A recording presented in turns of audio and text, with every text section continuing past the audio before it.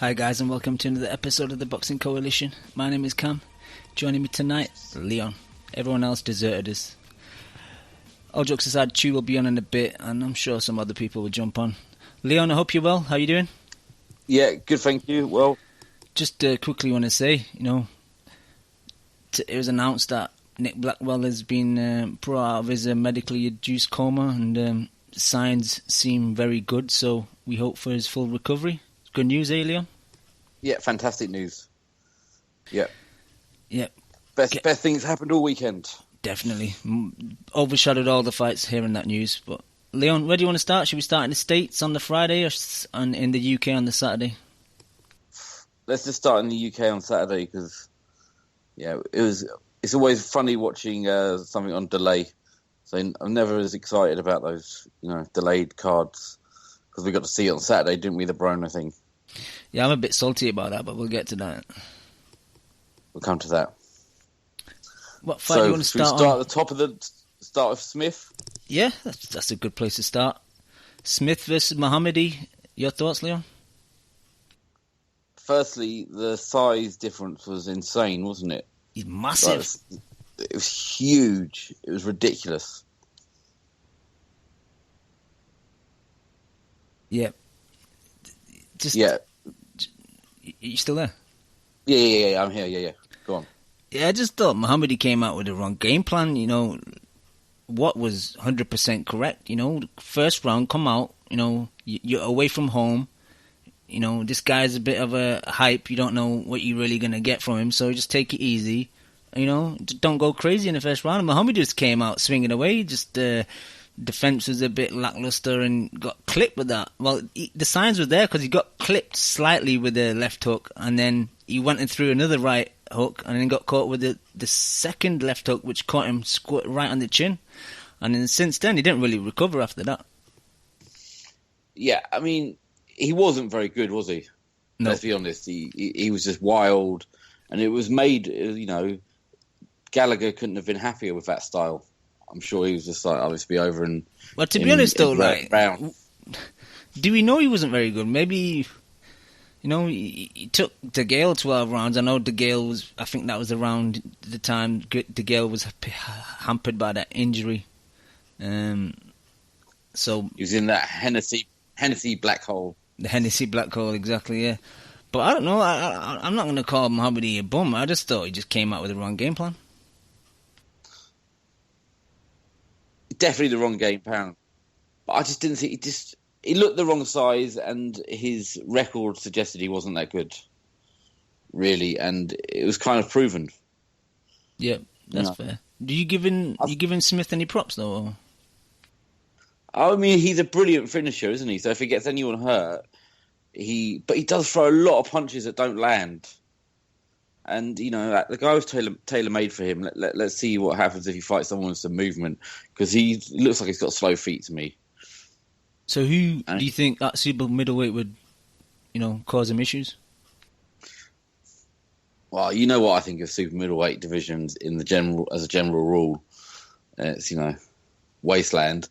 But I think any of the champions give him a good fight. I don't think he's a favourite against any of the champions.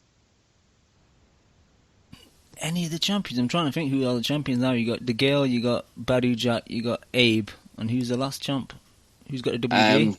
Sturm's got Chudanov? it. No. Or Sturm? Sturm got it. Oh, okay, he's favourite against Sturm. I'd pick him over Abe as well. I think just output-wise, I think he'd do enough. And he'll get revenge for his brother.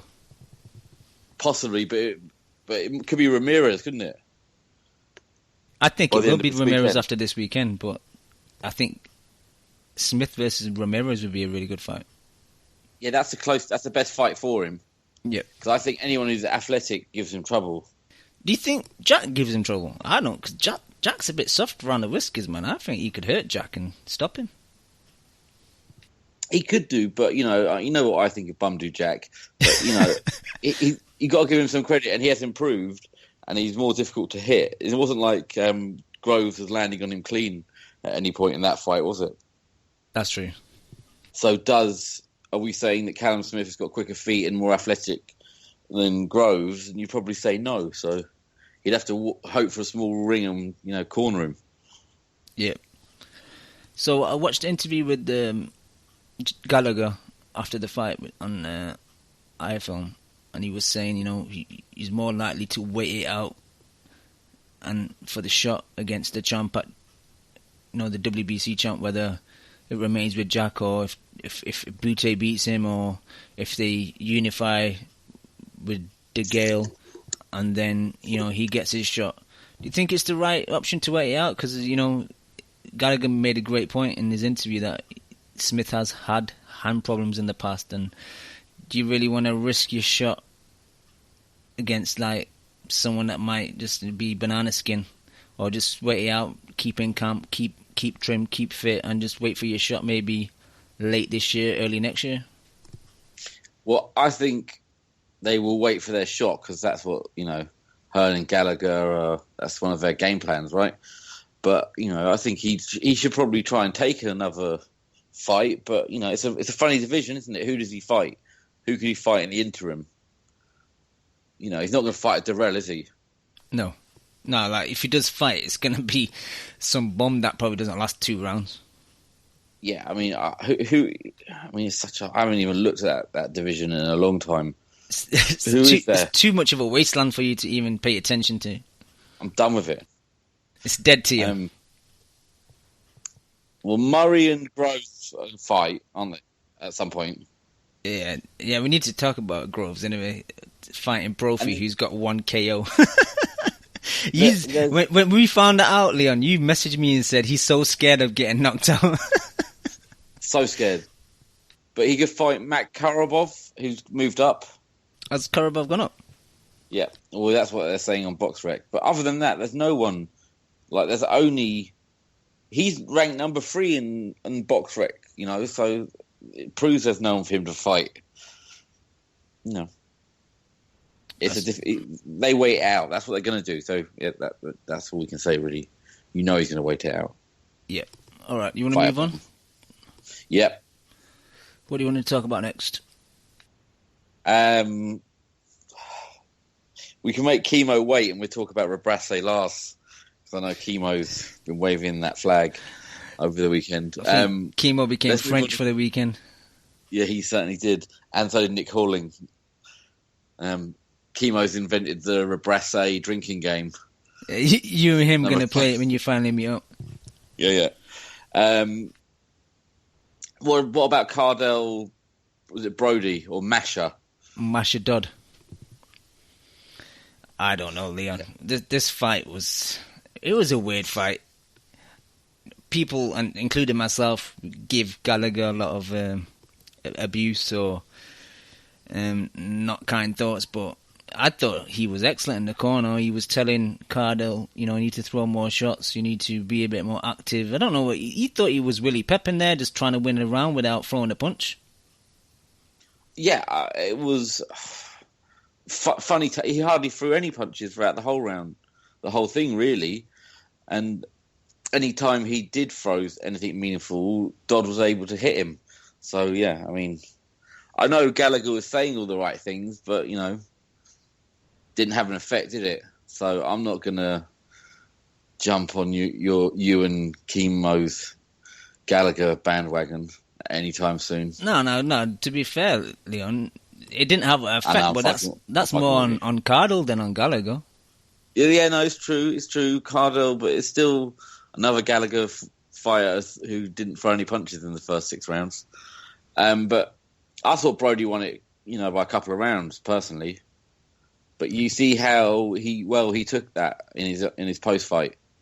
If that had been Gallagher, we wouldn't have stopped. It would have been horrendous. Yeah, that Dodd, major respect to Dodd, man.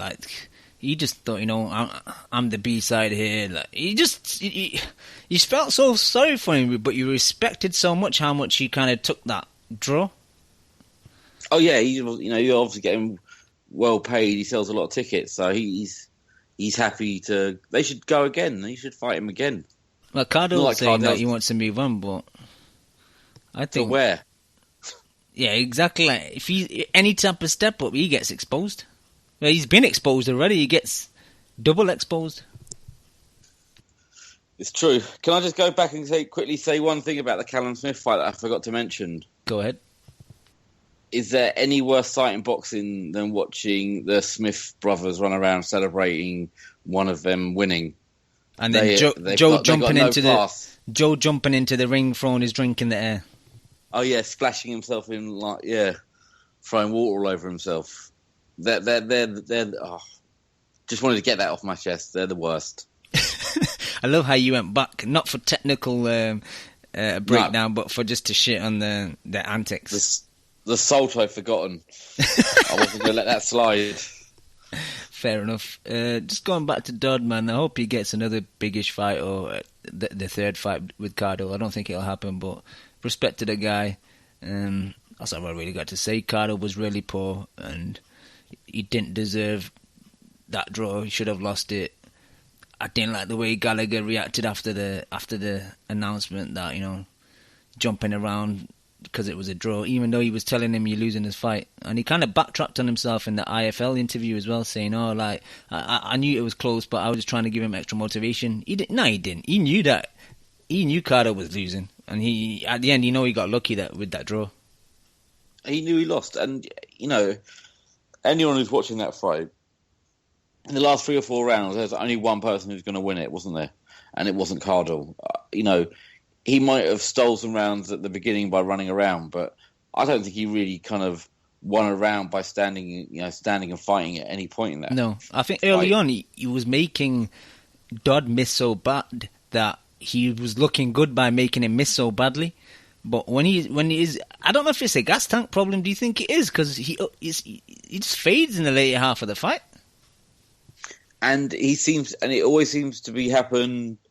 Like, he gets cut, doesn't he, as well? He always starts getting marked up, and then last 3 or 4 rounds, I think it's gas. And I think he gets nervous when he gets cut as well. And he gets cut in every fight. Yep.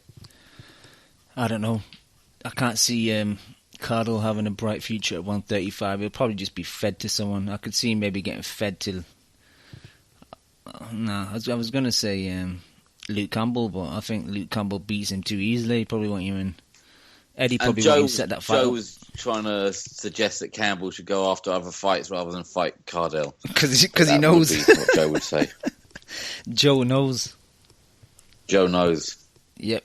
Joe didn't know that his fighter was meant to be fighting Trout, though.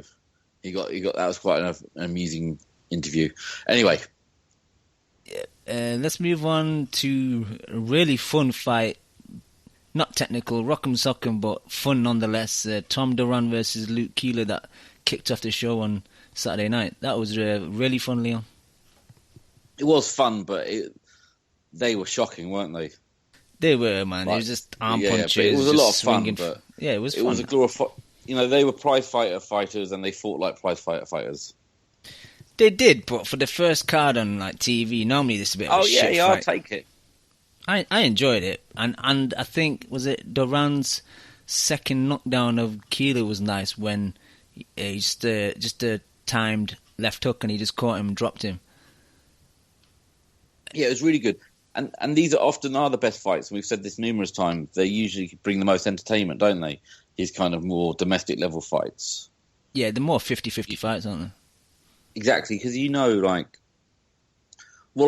Mohoumadi thing that it wasn't even a headline fight. Going back to this, it shouldn't have been topping its own bill, really, should it? Smith versus Mohoumadi. It's not good enough. It's not, but the Smith brothers do sell well in Liverpool, and Eddie. Once he's got a city on lock, he just abuses it. Of course he does. Of course. But obviously he didn't want to pay up to get his little Stevie Smith over, in Liverpool, did he? He was willing to send him out to the States. Well, Heyman's got the dough in it, so... It's true. Anyway, our boy MV Chew jumped on the line. Are you there, Chew? Cam, what's happening? We're good, thank you, bro. How are you? I'm good, man. What's happening? Just talking about the Liverpool card. We've discussed Callum Smith. Just finished talking about that Keeler Duran fight, which was entertaining, and we've also discussed Cardle. So, give us your thoughts on all 3 of those fights, please, Chew.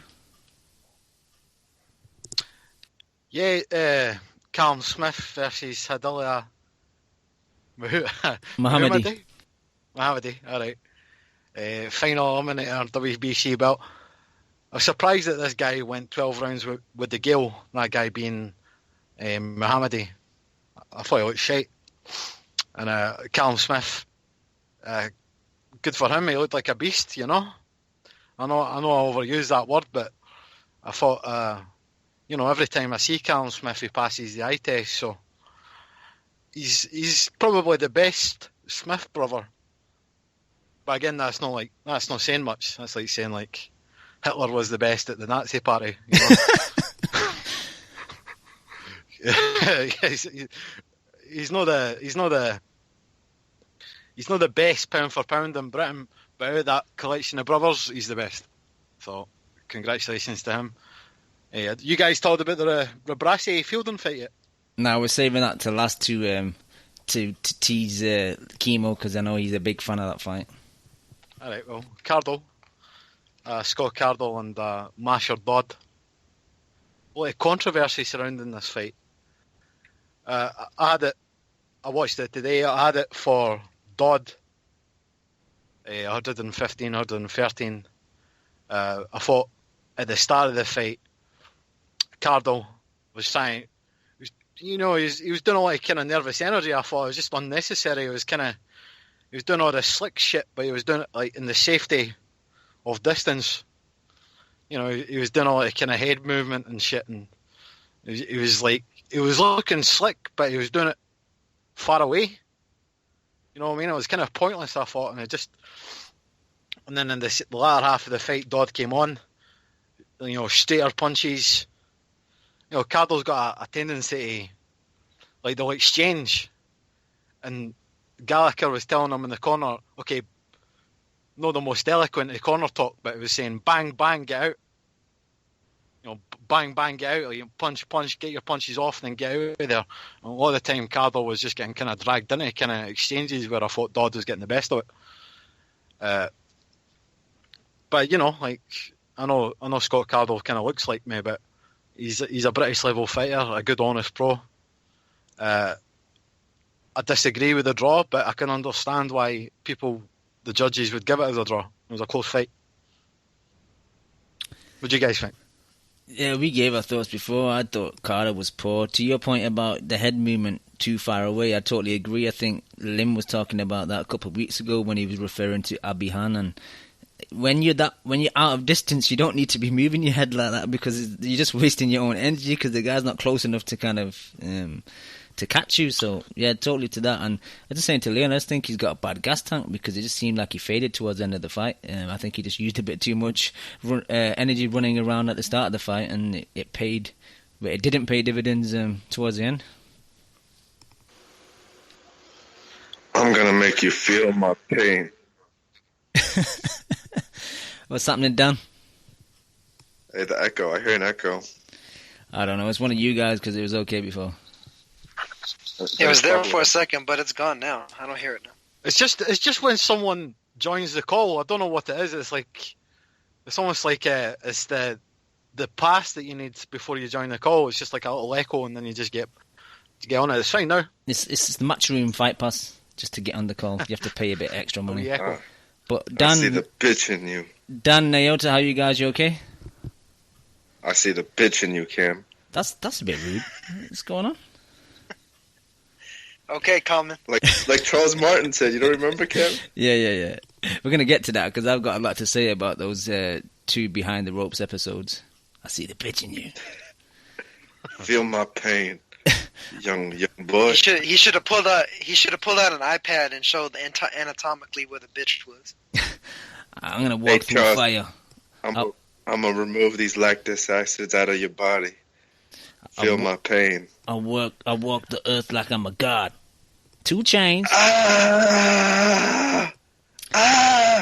All right, that's enough, Dan. I'm reeling it in now. Dan, Nyota, did you guys see the UK card? Nah, I didn't. Nyota, what you playing at? You're Mr. Boxing. You watch everything.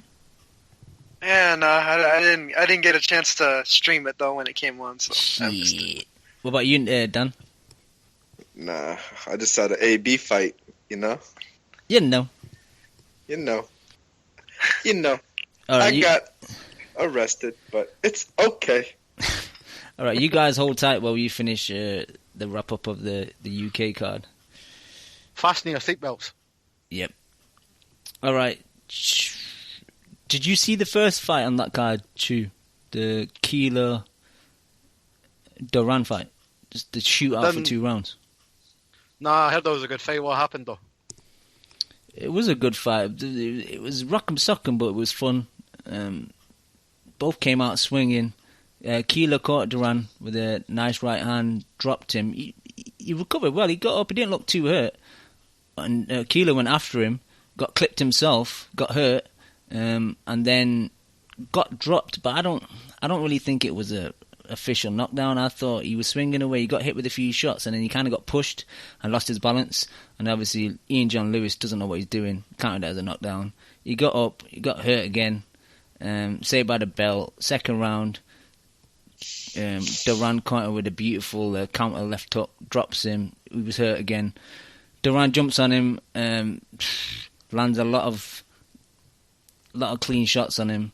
The towel goes in as he just falls to the ground. It was quite fun to watch. The friend of the show, Davey Boy, Essex UK, has got it up on YouTube. Nice, crisp HD link. So go check that out, guys. But that's about it, Chu. Really, the fight of the weekend for me was Rocky Fielding and Rasi. Why was that the fight of the weekend for you? It was really the ultimate gatekeeper versus gatekeeper. Obviously, at the minute, you've got Batman versus Superman in cinemas, but this is like Robin versus Samwise Gamgee. Sidekick versus sidekick. Rasi. I tell you, Rasi, he must be building some strong folio, because Eddie Hearn just keeps sending these checks his way. And he's paying the bills. He's paying his mortgage off. I'm sure he's paid his mortgage off. He's probably renting out his house in France. He probably fucking lives in London now, right next to Eddie Hearn. In that fucking gated community, Eddie's. In regards to the fight, I thought initially, like round one, Rocky landed some nice body shots. You know, fucking Rasi comes with that high guard, not unlike a Nick Blackwell, but the thing with Rasi is, for a guy who doesn't punch much, he puts a lot of pressure on fighters. Like, I don't know, nice footwork. You know what I mean? He doesn't kind of panic. He's economical with it. And in the second round, I don't know what's up. Is this Rocky Fielding's chin being exposed? Did he ever have a good chin? I don't know, but it just looked shaky every time a guy with 6 KOs hit him. Like he would shake and shit. And I don't know, when Rocky gets hit, he panics. Like, he doesn't know what to do in certain situations, and he just backs up with his hands down in a straight line. Exactly. 3 deadly sins. Exactly. 3 deadly sins, Cam. And Rasi, who, see what you want about Rasi, he's very technical, solid. He's just good at everything. He's not exceptional at anything, but he's good at everything. You know, good defence, good attack, good technique. Obviously, now looking at that fight, decent power, but I don't know. I think that's more Fielding a question in his chin. I think that Callum Smith knockout must have really affected him to the chin. But you know, Rocky Fielding does strange things with his arms. He's like a puppet. It's like someone's controlling his arms with strings. Like, I like him, don't get me wrong, he's like a good, solid, blue-collar boxer. But it's like the film Ratatouille. I seen that at the weekend. I don't know if you've seen the film Ratatouille, Pixar. And there's a rat controlling a human chef just by tugging his hair, and that's what Rocky Fielding looks like. He's got no control over his arms sometimes, especially when he gets hit. That said, I had Rasi winning the fight. It's kind of like one of these pick-on fights. Whatever you like, you reward. Do you reward Fielding's inferior work rate to the kind of sharpshooting style of Rasi? I give it to Rasi. I give it by like 2 rounds. You know, they call Rasi the iceberg, and he made Rocky Fielding look like Kate Winslet in the 12th round. You know, fucking. Rocky was hanging on, man. He was fucking hanging on, and that's really Rasi. I mean, win or lose, it doesn't really matter. Rasi is going to get another paycheck for Eddie Hearn, and his stock goes up. Fielding's stock goes down. So we all know what happened in that fight. Yeah, I don't know if it's bad matchmaking by Fielding or his team thinking, all right, comeback fight, we'll face Rabras and maybe try and take him out, something that Smith couldn't do. But everything you said, I'd agree to. I can't disagree with anything.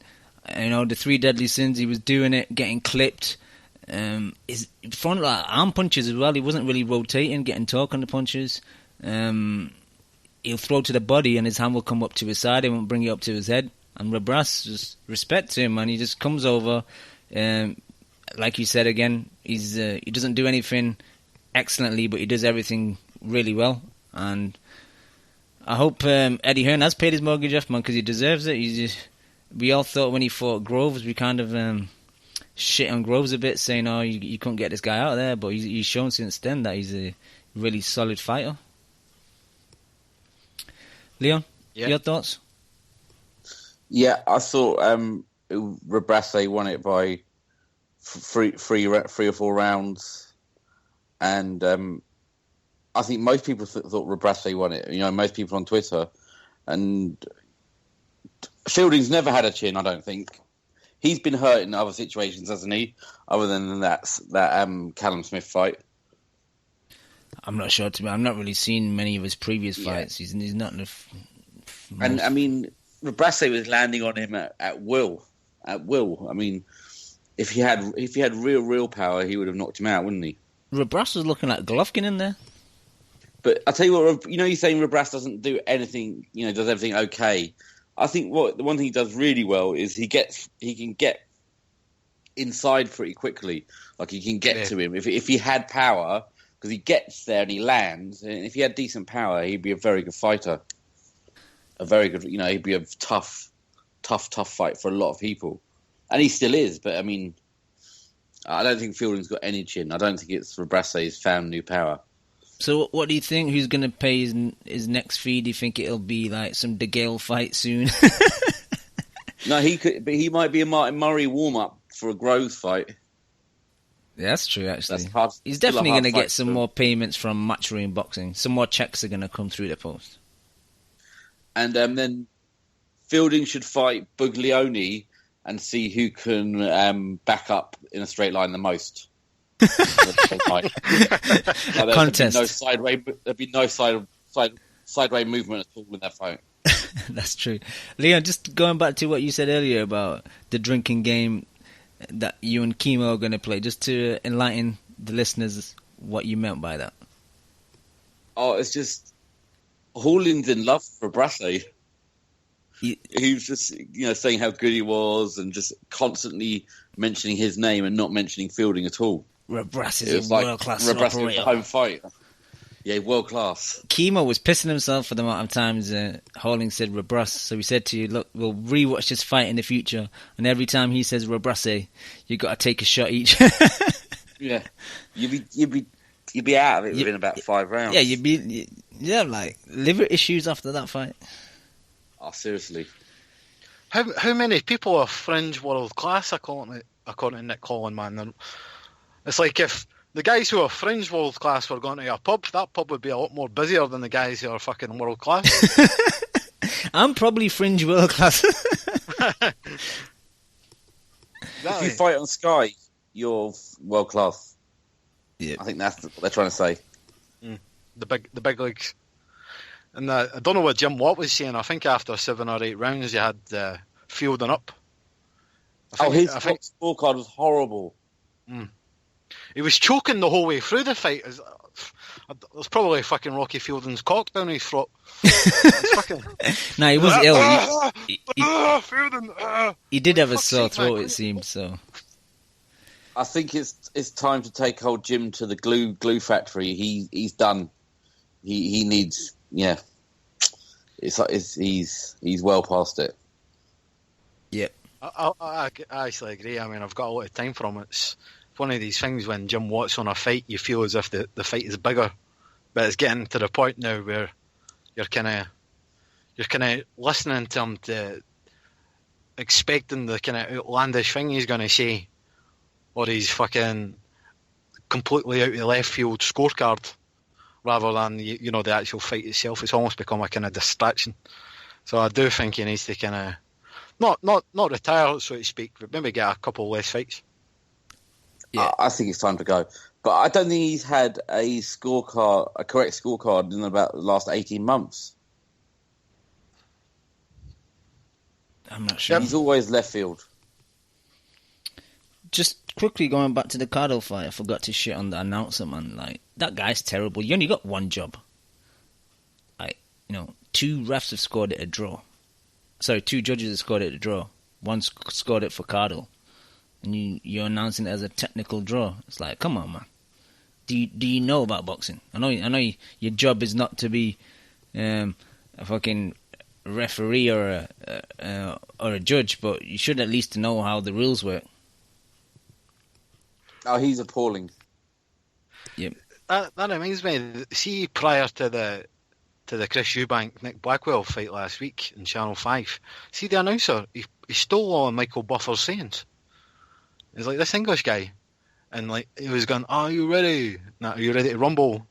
And I'm like, "Is that not copyrighted?" No, he said that. Like, let's get this party started. Yeah, he's rubbed that one, hasn't he? Yeah. He went through the whole routine. He didn't do it. I don't think he did. Are you ready to rumble? I don't think he did that. Even then, I mean, it's like you're stealing the dinner table, the cutlery, and then leaving the plates. You're still stealing half it. Sure. But in terms of that guy in Sky, yeah, he's shit. The biggest reaction the crowd give him is when he announces the city that the fight's in. Like, he shouts, "Liverpool!" And, like, the whole crowd jack. That's true. But then the fighters kind of got announced. They're like, "Aye, okay." No one cares. All right, should we move on? Rasi. We all finished on the Liverpool card. Can we just say in general, it's just another poor card from Sky? No, it was okay. It wasn't. Oh, come on. Was it, Cam? The Rebrasse fight was good.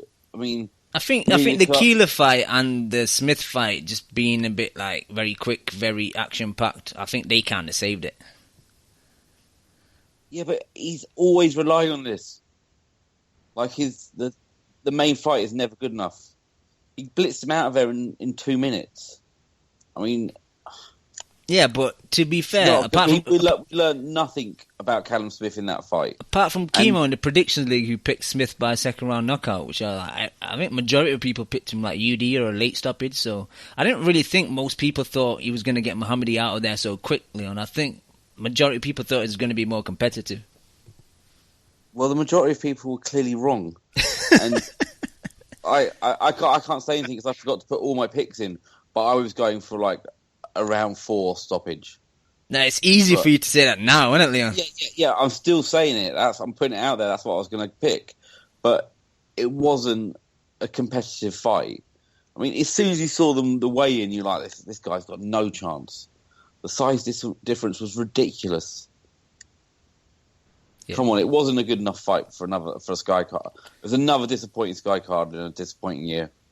I'm sorry to be the one to have to say it. The bearer of salt. It is what it is, man. Leon's got a point in regards to Callum Smith being that much bigger. I don't know what they fucking do to get Callum Smith down to that fucking weight. I think the Smith family just starve him, lock him in the basement for a fucking 2 weeks. Nah, Paul Smith eats all his meals. I think that's probably it, man. He might have hollow legs or something. Just something going on. Aye, it's unbelievable, his frame, man. He could probably end up being a fucking heavyweight. No joke. Well, he's definitely going to be a light heavy, isn't he, at some point? Yeah. Some point pretty soon, I'd imagine, as well. Yep, I agree. He can fight Kovalev soon. No, don't do that to my boy. I was one of the first on the Callum Smith bandwagon, so I don't want him to get executed yet. I'll never be on a Smith bandwagon. Never! All right, should we move on, boys? Yeah, man. Naoto, let's talk about Friday night in Washington, D.C., the Armory, headlined by AB, versus Ashley Theophane. What was your thoughts, Naoto? Hey, B. Assault and battery. Yeah, I mean, that's pretty much what he did to Theophane, though. Broner didn't look like he was in the greatest of shape. He kind of sat back and just kind of picked his spots, and Theophane looked like he outworked him a little bit in like maybe a round or two, but otherwise Broner was landing all the telling shots, and I mean he took care of business and he disposed of him. I mean, it really just showed the level of class Broner's at is really higher than a lot of people think, and even when he's not in optimal shape, he can still, blast out a fringe guy like Theophane without much difficulty. I mean, there really wasn't much else to say beyond that.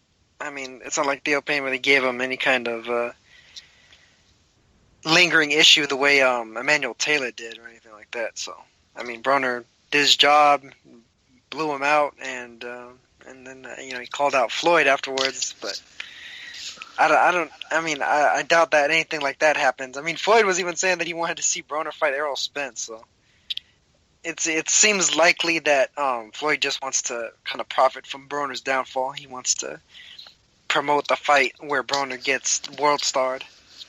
I love when But I mean, Broner did what he was supposed to do insofar as, promoting himself and calling out the big dog. I mean, you're supposed to kind of call out the big money fighter. So, I mean, that was it. Honestly, I thought the undercard was a little more intriguing than the main event. I don't know if you want me to get to that or wait. Theophane's a bum. He's a fucking bum. I think he's the guy that assaulted Manny Pacquiao today at that restaurant. I mean, come on, it's kind of suspect, right? Ashley, the Pearl. I mean, I can go on and on. His punching style. He fights like an amateur. Like, he fights like that guy who comes to the boxing gym and everyone just stares at him like, what the fuck are you doing? Who taught you your technique? He throws that same jab, right hook to the body, left hook to the body. He just hopes that something lands. But he got robbed against Garcia, though. He did. Yeah. I understand, which is amazing to me, because that was Danny's 17th fight, right? No, and it's so amazing that you bring that up, Naota, because I was thinking about that, and you're so right. That fight was, like 3-4 years ago? And I actually had Theophane winning that fight, so... Yeah, but I mean, I agree with your assessment. I think Broner is a pretty talented fighter, but I don't know if it's the shape that he was in, Naota, but I just think this guy has a real problem with letting his hands go. And I don't understand why, because he always has success when he lets his hands go, because I think he has elite level hand speed. So it just it blows my mind. Sorry. No, go ahead. I think it's consistent with him. I mean, it seems like it happens more frequently than it doesn't.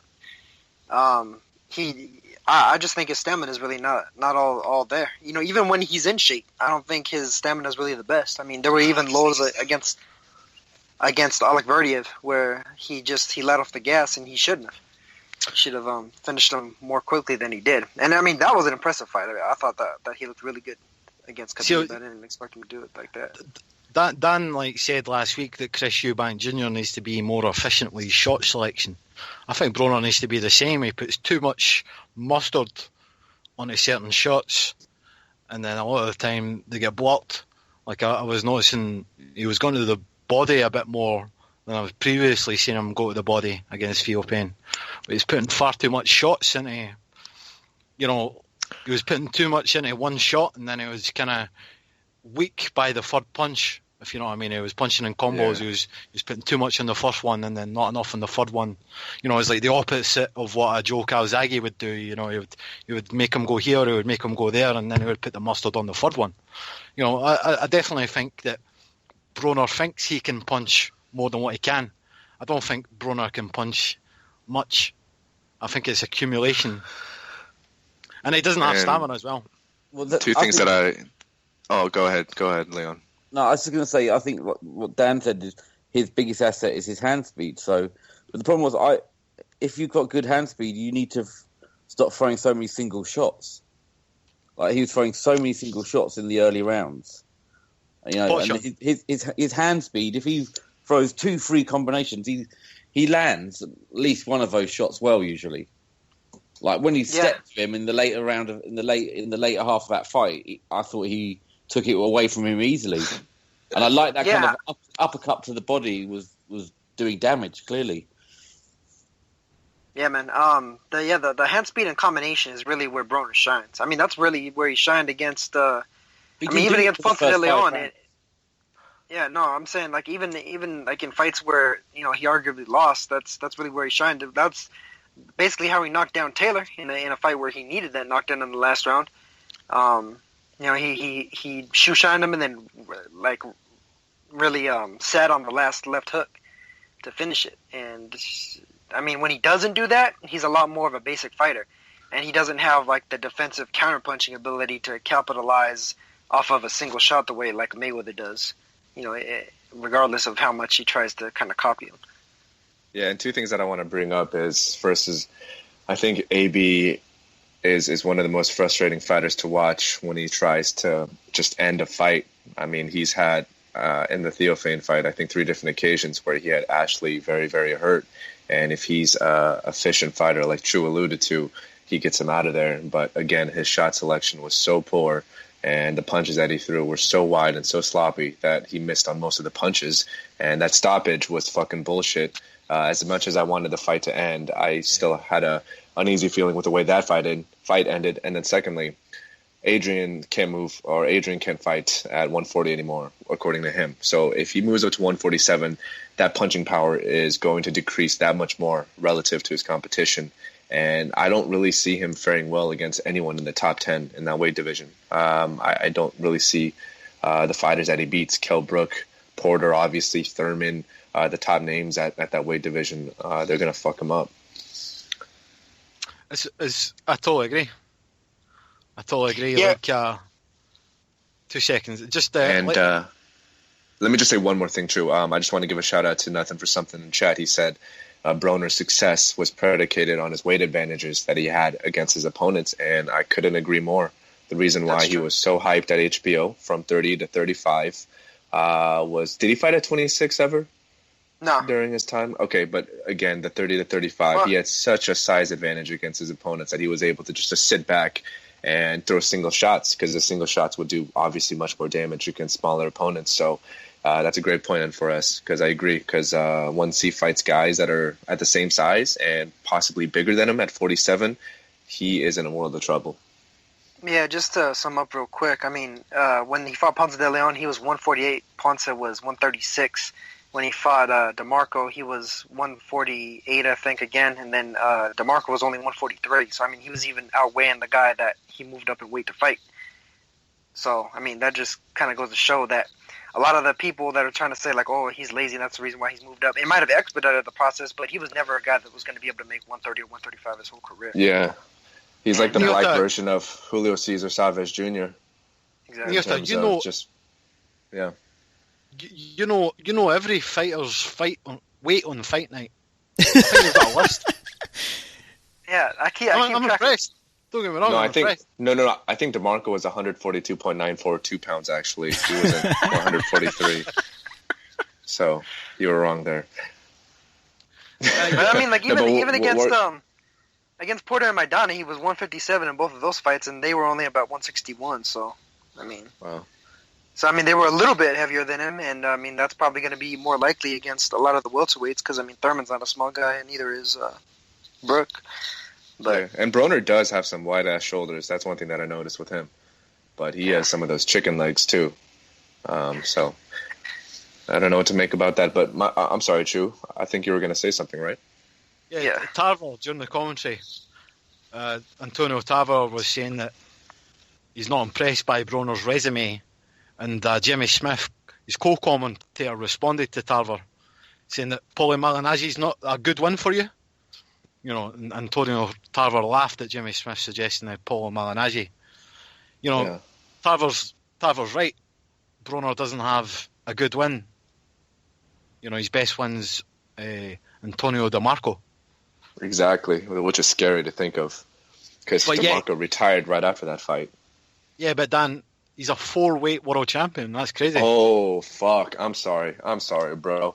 AB, you know.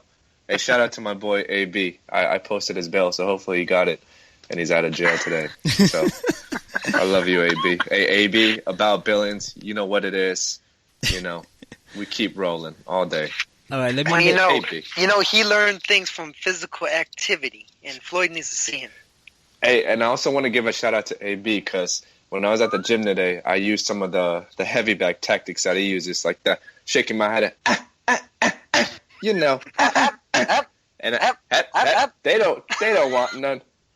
And then I picked up some homeless guy from the streets, and he was my Ben Thompson from Fight Hype, and he was saying, they don't want that. And I was like, you know. Oh, man. I look like a beast. All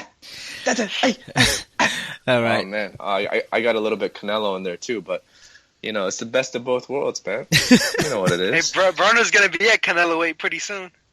Oh, shit. The battle of the heavy bag workouts. I can't wait for that one. Yeah, let me make a few points regarding this. First of all, Jason268 made a great point in the chat. He said Theophane lost to Darren Hamilton, who lost to a footballer. Yeah, I thought Theophane was terrible, to be honest. All the same reasons that Dan was making. His technique was very poor, just very basic. He looked very small as well compared to Broner, considering he's like been at 140 for a long time. Cam, can I just? I know you've been waiting patiently. I just want to say in response to that, you know, I thought Theophane looked shot.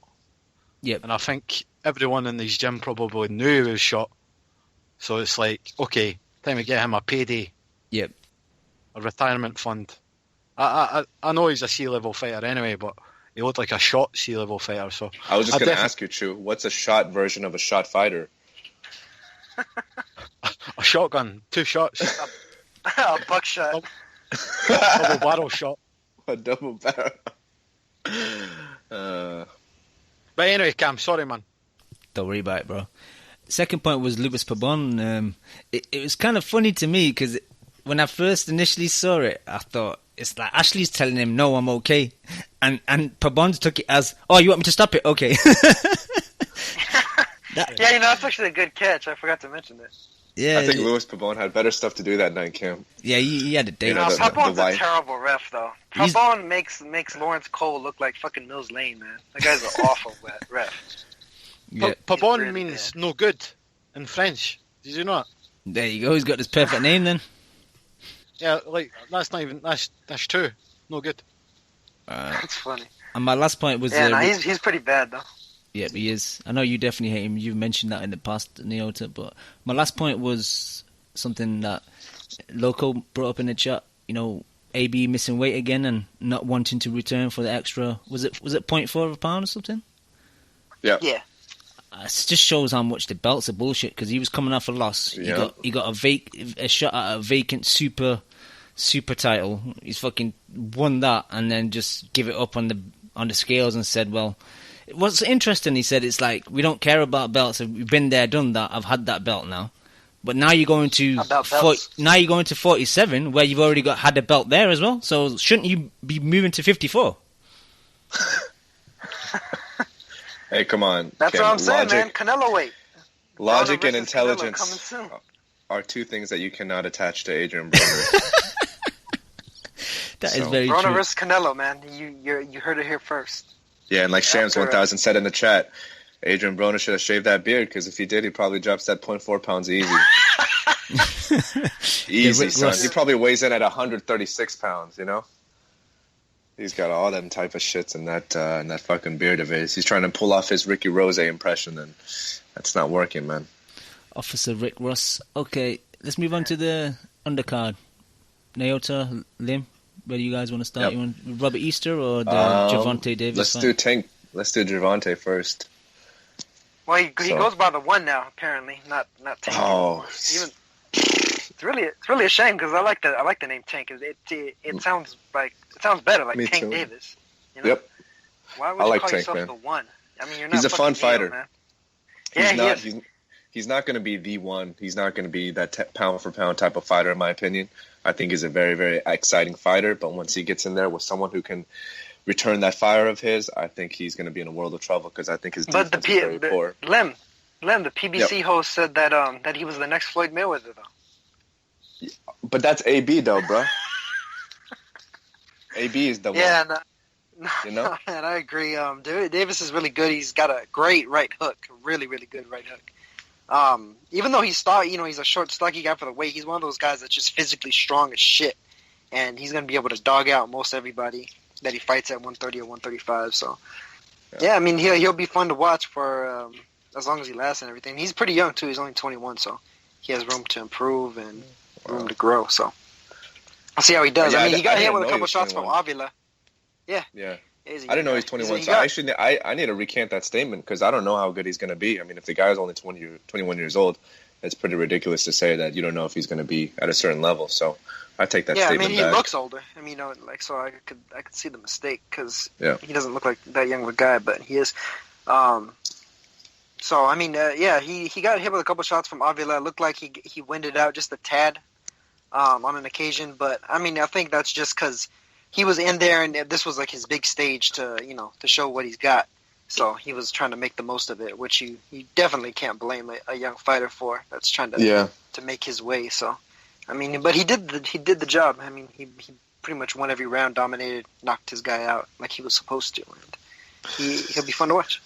Yeah, he had a similar issue in his previous fight. I'm not quite sure if he won by stoppage in his previous fight, but I think he knocked his opponent down 2 times in the last round in his previous fight in Vegas.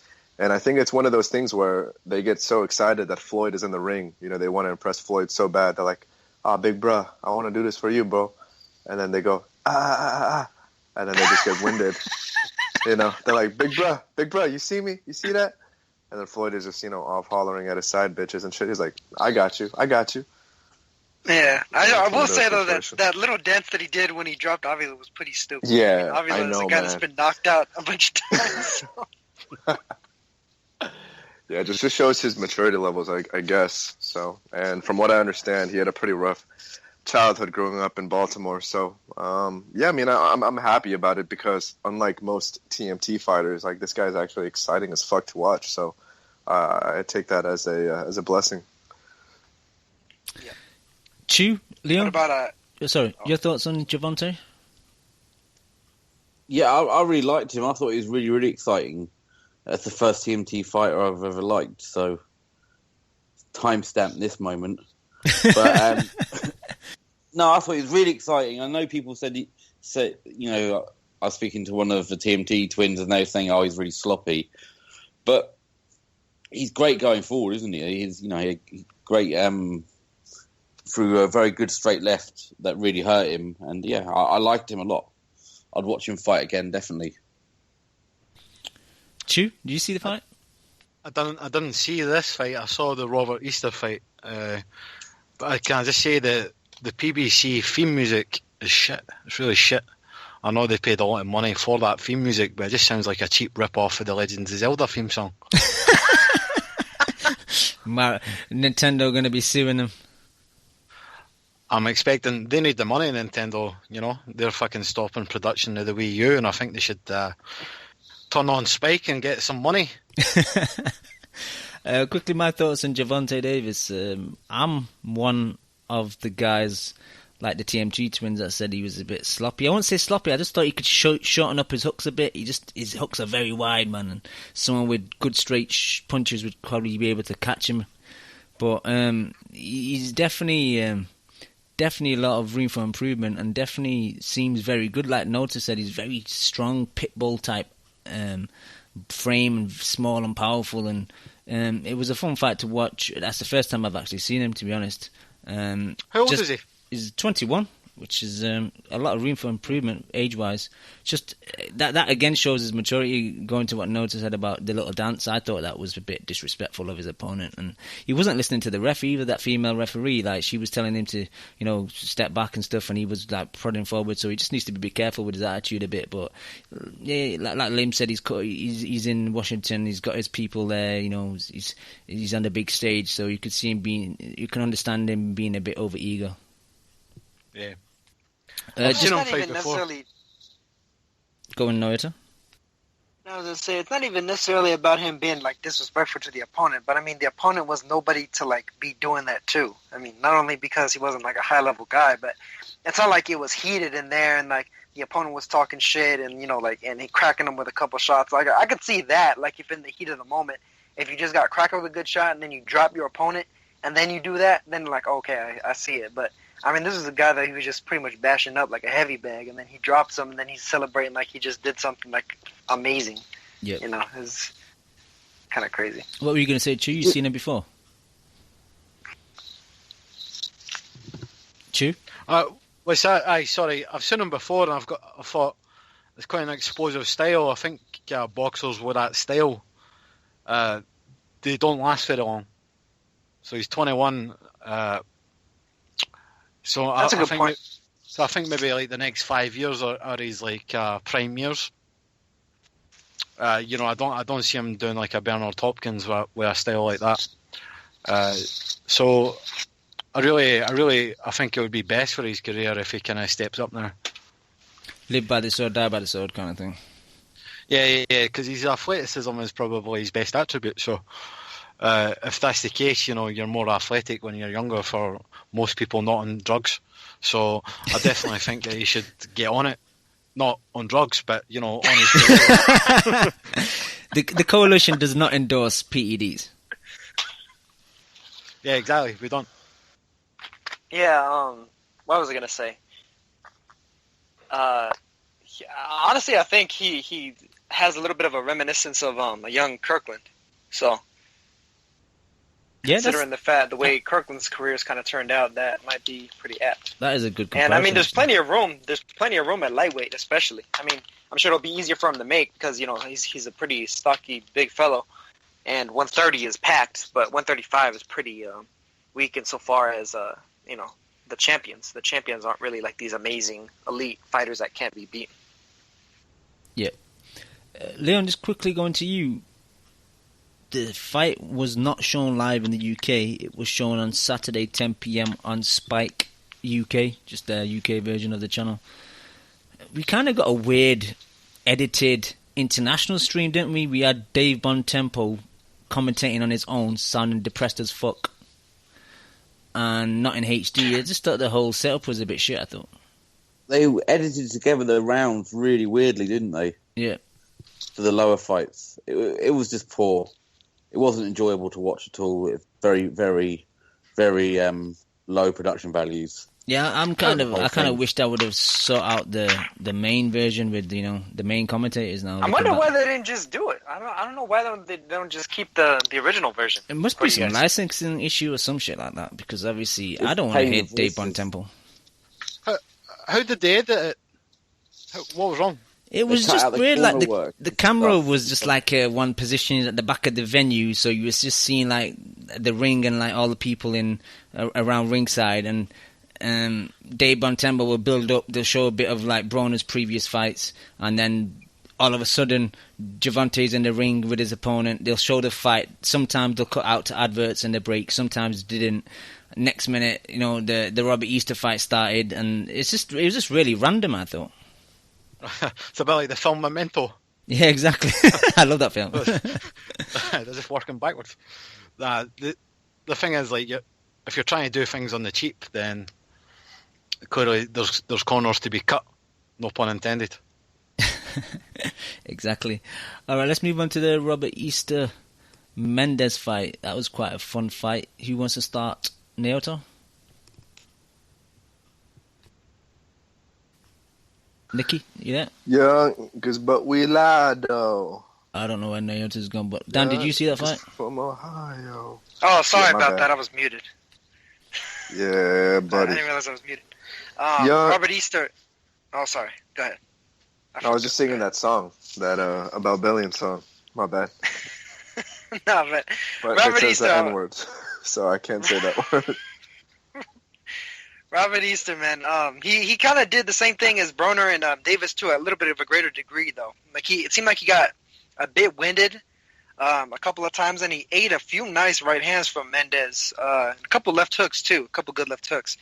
But Mendes is just so damn chinny, man. I mean, I'll never forget how he got fucking lights out, knocked out by Barthélemy in the first fight. Yeah. Even though, I mean, yeah, it was after the bell and everything, technically. And, they had to do the no decision. They ran it back, and then Barthélemy just dominated him. The second fight didn't knock him out, though. But, I mean, yeah, that shows that Easter definitely has power. I mean, he has good power in that right hand especially. But, I mean, he doesn't have the greatest defense. It's almost like he's a little bit of a – he's pretty much like Broner, but, like, stretched out. You know, he's like a taller, lankier version of kind of the same fighter. Probably better disciplined though, because I mean, even he said before the fight that he feels like he has a body that can go from 135 to 154, which to me says he probably walks around in the 160s, and so he's probably, you know, not at the healthiest at 135. He just has that massive power though that can bail him out even if he was in trouble. But Mendes wasn't able to provide that, and I mean, considering he bombed out Mendes in fairly similar fashion to the way Barthélemy did, and Barthélemy's a current IBF champ, I'd say Easter's pretty much ready for the next level. So I'd like to see him against maybe, if not Barthélemy, or for like the vacant title if Barthélemy moves up, because I know they were talking about that against like maybe Linares, because Linares is with PBC too. Yeah, you're right. But Mendes was catching him with a lot of right hands. A lot of them were arm punches. If he maybe rotated a bit more, he could have maybe hurt him. But that's just his style.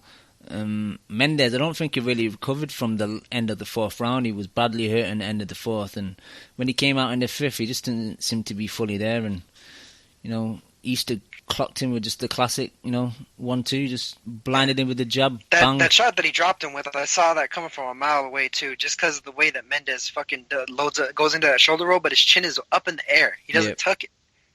He was backed up against the ropes, and I'm like, oh no. And then like right after I said, oh no, boom, the right hand, and he was done. Yeah, it was a nice shot. Yeah, sorry, the knockdown was funny. It's like he got hit with a 1-2, but then he started kind of clutching his stomach, like he got hit in the stomach with a bowling ball or something. It was like he went down in the fetal position. Mendes is always reminding me of Zab Judah, man, like the Alien crew. The two guys that look like aliens. Yeah, you know what? You're right. He kind of has the same stance too. Yeah. Anything else about the fight, Chu? Or? Yeah, just his inside work. He's obviously a tall fighter, like nothing for something. In the chat says he's a 6 foot lightweight, 76 inches in reach. But he wants to fight you up close.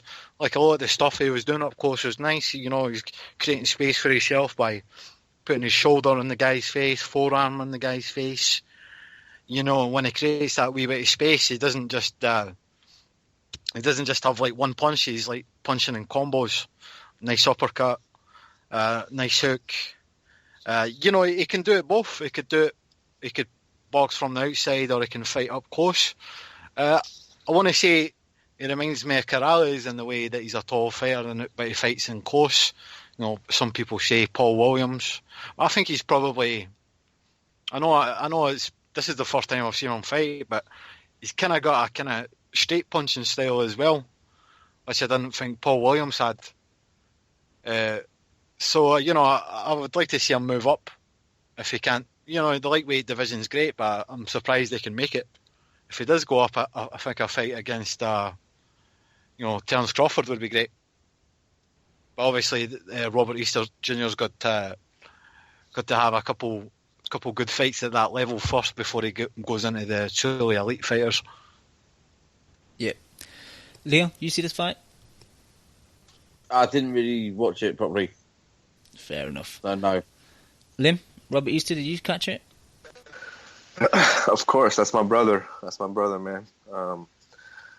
I thought it was a decent fight. I like Easter. I think he's entertaining to watch, but he just doesn't fight the way he should. I mean, judging from his size advantage, his reach advantage at that weight class, just the things about it that I didn't really like from a technical aspect. The way he lets his left hand go, and then the fact that he always drops his left hand after he throws a punch with it is really disturbing. And that's the reason why Mendes was able to land all those right hands, like you mentioned. And those are like small things that you should be cleaned up on when you're at the level that Easter is at. And that's why I'm worried about him moving up to better competition.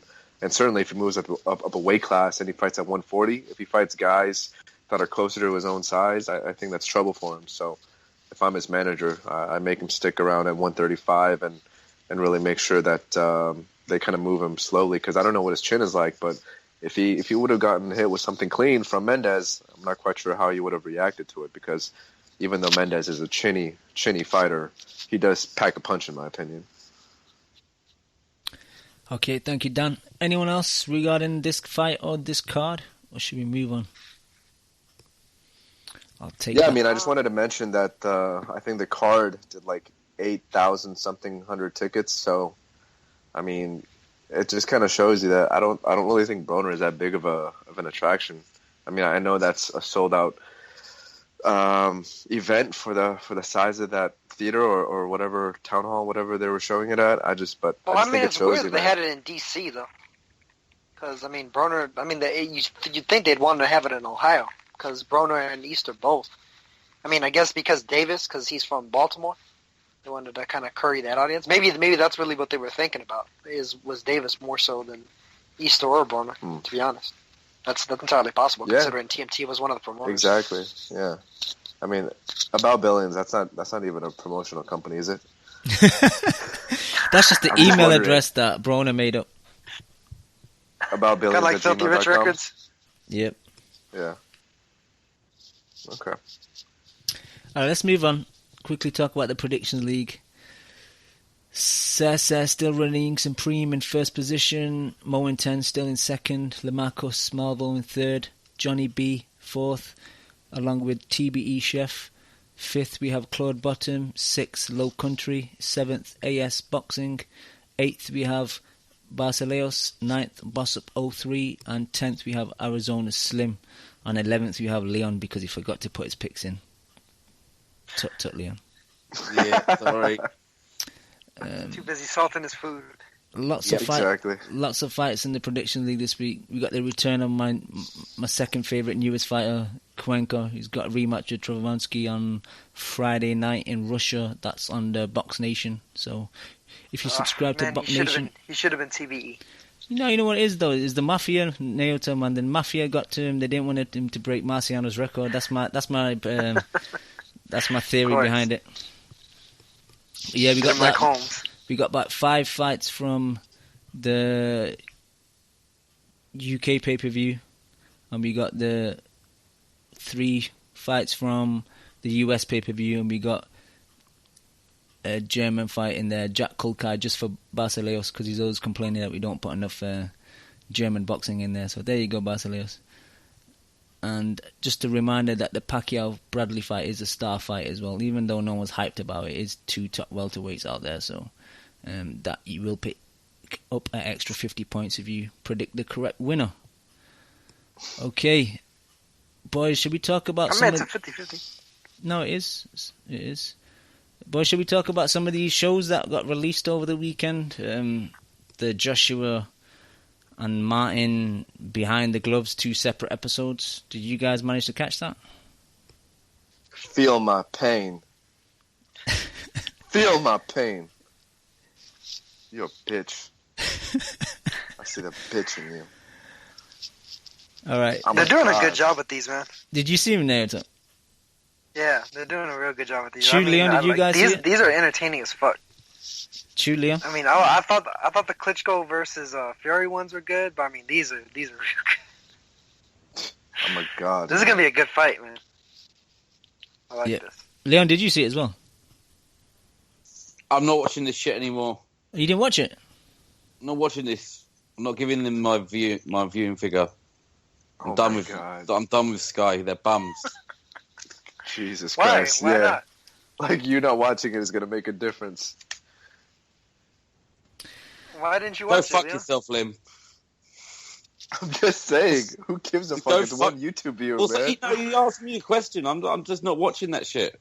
I don't care. Okay. Why I'm sorry. What? Because he doesn't care. Is it because Quig Frampton fucked up and, they bitched out, or what? This shit's always been these build-up fight. I've never been really that interested in the fighters, outside of the ring or the build-up to the fights. I just want to watch the fights. And I'm not buying into this Joshua bullshit till he fights someone. All right. Martin, someone? I'll talk to Naota and Dan about it. He's not a someone. He is a homo sapien. He's not a someone. All right. He's been on TV once and he's a world champion. The thing's a fucking farce. All right. Dan, Naota, let's start with the Joshua one. I thought it was kind of boring, to be honest. Just Joshua walking around in the state, just a bit of training. Do you think he actually paid the dry cleaner? Or did he just went to him afterwards saying, no, I ain't paying you shit. You can't do nothing about it. Where's that special I'm Cam? sure they rehearsed that before they even did it. Yeah. But yeah, I thought it was kind of boring. Screams reality TV. Yeah, I didn't really see anything new apart from the fact that like I thought he would have just bought a house and something like that. He lives in an apartment above his mother's place, so that was news to me. But yeah, quite boring. I was talking to Chemo while he was watching it, and he said that he thinks Joshua is roided up, just his muscle definition, how big he is, just the kind of arched belly. What do you guys think? I think so. I mean, technically speaking, anybody can be on performance-enhancing drugs. I mean, you don't even have to necessarily have the look. I mean, did Lance Armstrong look like he was on, Peds? So, who knows? I just think, possible. And to go back to your point about the episode itself being boring, I think if I can be a little bit deeper in my assessment, I think Anthony Joshua is inherently a very boring person. And I think he has that kind of complex where I think if you catch him behind the scenes when he's not on film, he's probably a lot more entertaining, and he probably does some shit that would draw some criticism. But I think he's just one of those guys that just changes his personality when the camera is nearby. He's a De La Hoya. It's very synonymous to a guy named John Jones who fights in the UFC, who for the longest time, everyone thought was a choir boy, but behind the scenes, was just a party animal, and just did a lot of bad shit. And I'm not saying that Anthony Joshua does a lot of bad shit, not at all. I'm not indicting him on that, but I just think he has a very different personality when the camera films aren't there. Yeah, we all know. We've all heard the stories. We know what he's really like, so we know this is just all media trained bullshit. Yep. Put on a good face for the people, look.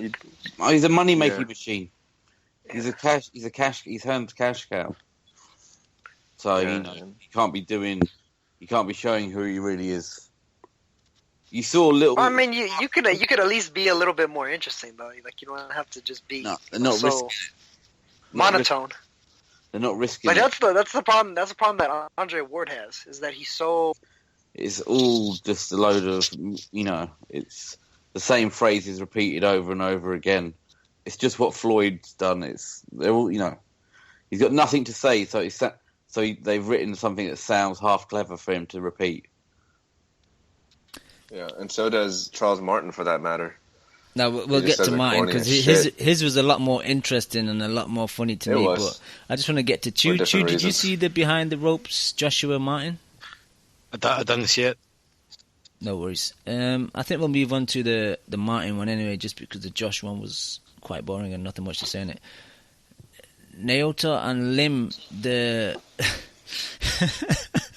the training methods used by Charles Martin with his new strength and conditioning coach, very interesting and amusing.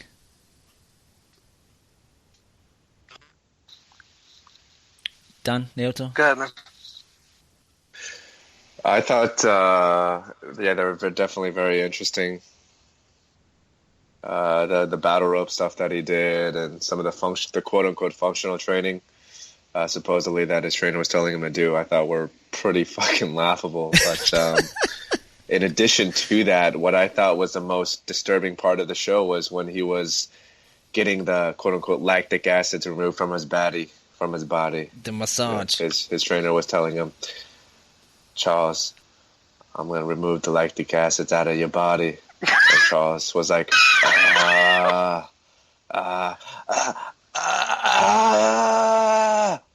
I think that's what Charles Martin meant when he said, feel my pain to Anthony Joshua. He meant, feel the pain that I got. The wrists, not the wrists, but your knuckles inside a person's like tendons and joints and stuff like that. So it didn't even look that bad, honestly, but just Charles Martin was screaming like a little hoe. I didn't know what was going on, to tell you the truth. And Charles Martin is just a corny motherfucker, man. Like, he says all this bullshit like, I'm a god, feel my pain, I see the bitch in you. I'm gonna walk everyone through has fire. a bitch. It's like, well, even when he beat Glaskov, I mean, he's kind of did that too, where he's like, oh, I hit him, and then he was like, whoa. And I thought the funniest part of that entire segment was in the beginning of the program, Charles is trying to justify his quote-unquote victory over Glaskov, and he's looking at the footage and he's trying to explain it, and even he doesn't know how to explain it properly. It's like, The guy was able to walk back. He fell. I made him fall. He didn't even believe in himself what he was talking about. So he should have just bullshitted and said that like he hit him with a punch so fast that the cameras didn't catch it. That like it's he's just that amazing. Like literally on both occasions, you watch the film and the punch doesn't even land, and Glasgow just falls, and Charles Martin's like, "Yeah, I did that." Yeah. So I don't like this Charles Martin guy, man. I think he's corny as fuck, and his training methods are fucking whack too, man. Yeah, all those goddamn miles he runs, and he barely has a six pack, and is showing off to the camera like he's got some incredible body. It's like, dude, do you know who you're facing? You're facing the guy who has the best body in boxing, and you're trying to show off your fucking gut. Come on, man. That's like me going to Gold's Gym here in fucking Santa Monica, and I don't have a six pack. I kind of do, but I don't have a good one right now. It's just like me trying to show off my body to everyone there. You know, like come on, you can't do that. And his run was basically a swift walk. Like the guy's the slowest runner in the world. Yeah, exactly. And he's like, "Oh, I can run around Big Bear. It's no problem for me." Like, motherfucker, you run that like 5 miles per hour, bitch. Why don't you go fasten up that pace and see how you feel? You know, it's like I can go on the treadmill. And I could walk for 24 hours straight. That doesn't mean I'm in great shape. Yeah, he does the running equivalent of Broner's freaking cardio boxing workout. Chew, all jokes aside, you gotta watch this just for entertainment level. Like his training techniques had me in tears. Chew, that's how funny they were. I'm gonna watch it now, man. I'm surprised that he's getting a massage. You know, like I watched Beyond the Glory, like Thomas Hearns, Maverick Hagler, and I can remember Emmanuel Stewart being in tears because Hearns got a massage before the fight. Yeah, he's definitely going to lose now. He's had a massage, and I'm obviously I don't know much about strength and conditioning, but apparently a massage relaxes the muscles so much that you don't have any strength in your legs. So I'm questioning if he's getting like massages and shit before the fight. I think like Lim said, it's more like it was one of those deep tissue massages. It wasn't really like it was more aimed. No, but even still, that'll actually exhaust your muscles even more. Like you need to a good day to recover from something like that. Yeah, true. But that was probably done like 3 weeks ago, 4 weeks ago. No, yeah, that's true. I mean, if he's doing it now, that would be a major cause for concern. Yep. But yeah, I mean that's probably what the whole thing with Hearns was, where it's like he had just gotten it like a day or two before, and that's why Stewart was so pissed because he knew that like, well, shit. Now you're probably going to wind up gassing out, and that's pretty much what happened against Leonard. But one more thing that I think this is from the Anthony Joshua segment. I thought it was so fucking corny at the end when Eddie Hearn was saying, "Well, if you really think about it, this is a gamble for us." I was like, "Fuck off, motherfucker!" As if Charles Martin is some legitimate heavyweight title. It's like, exactly. Come on, that really bothered me. Exactly. But just to play devil's advocate, you don't know how good he is. Dan. Welcome to our world. What are you going to say, Chu? What are you going to say, Chu? We don't know how good he is. You don't know how. I wouldn't be surprised if he knocks Josh out. Bro, if you saw his training techniques, then you know how good he is. He's not that good. I'm just laughing my ass off because Cam just said, "Bro." What are you fucking talking about, bro? Yeah, but I'm not saying he's going to win. Wow. I'm just saying that you don't know how good he is. Even though he is a world champion, you don't know. Well, and true, would this be because Molina and Duhaupas, the former alumni of Deontay Wilder University, just scored 2 brutal knockouts this past weekend? Heavyweight boxing, anything can happen. That's true. Come on, man. Yep. Come on, bro. Only takes one punch. Is that some kind of Rocky song? It could be. But, the thing with Joshua is Dillian White has kind of exposed his chin somewhat. He can be got to. And he's a big heavyweight, Charles Martin, so he may be lacking in skill, but I definitely think he's got a puncher's chance, especially if he does what Dillian White does and just take the fight to him. I think that's the game plan, just go straight towards him and get in a shootout. That big Scottish fella who Joshua knocked out, he tried to do that. the Highlander, whose name forgets me, but he was called the Highlander. He Yeah, tried but that's to not do. really Martin's style, though, is it? I don't even know what his style is. I seen a Glasgow fight, but it was just like one guy was afraid and the other was glad for it. It's I don't even know what Charles Martin fights like. Like a big stiff idiot. Exactly what I was going to say. Big, stiff idiot.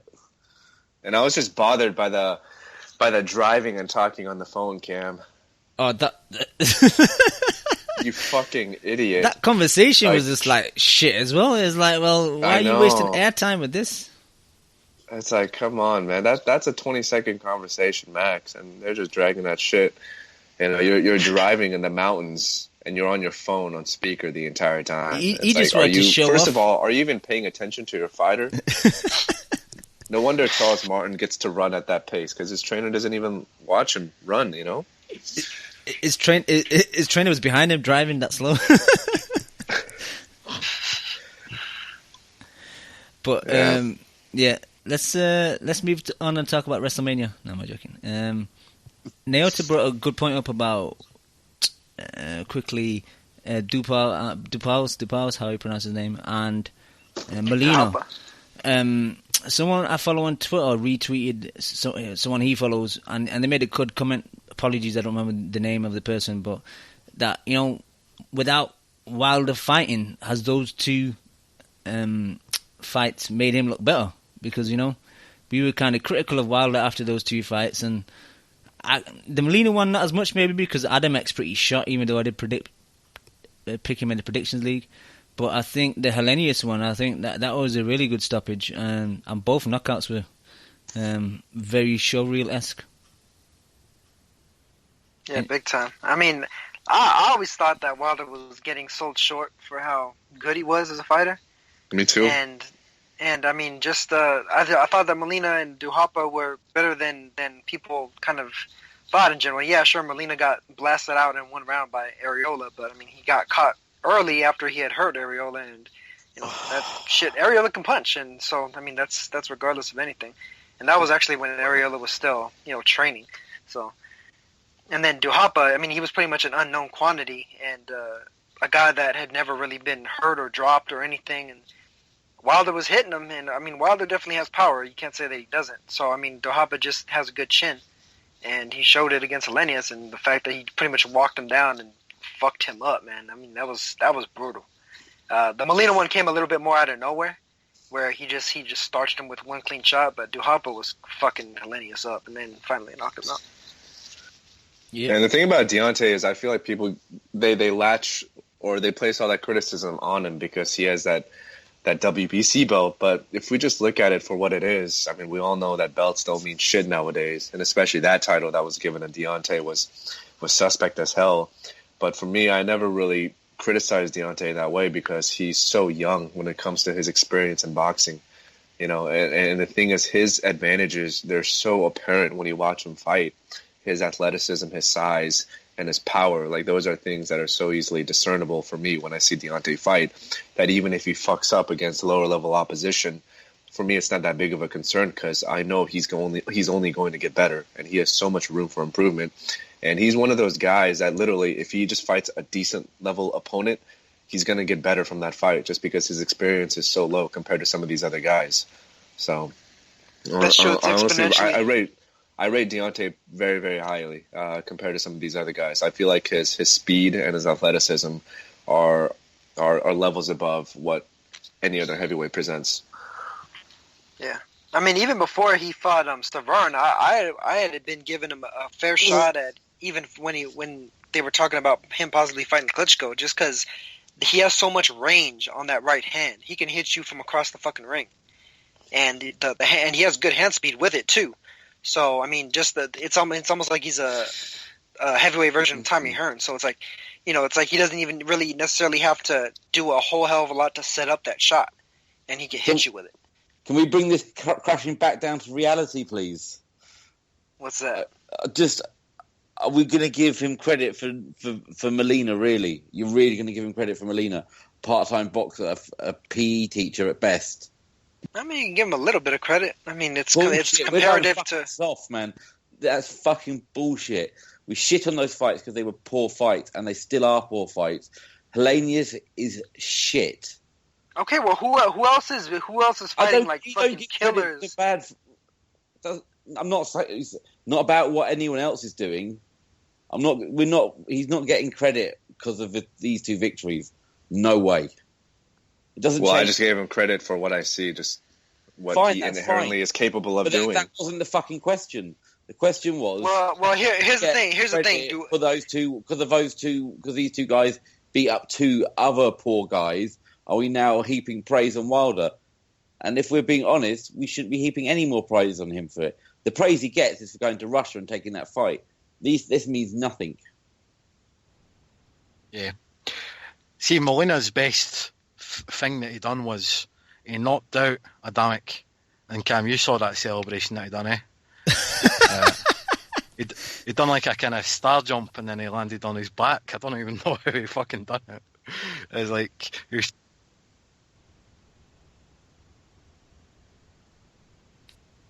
You still there? Yeah.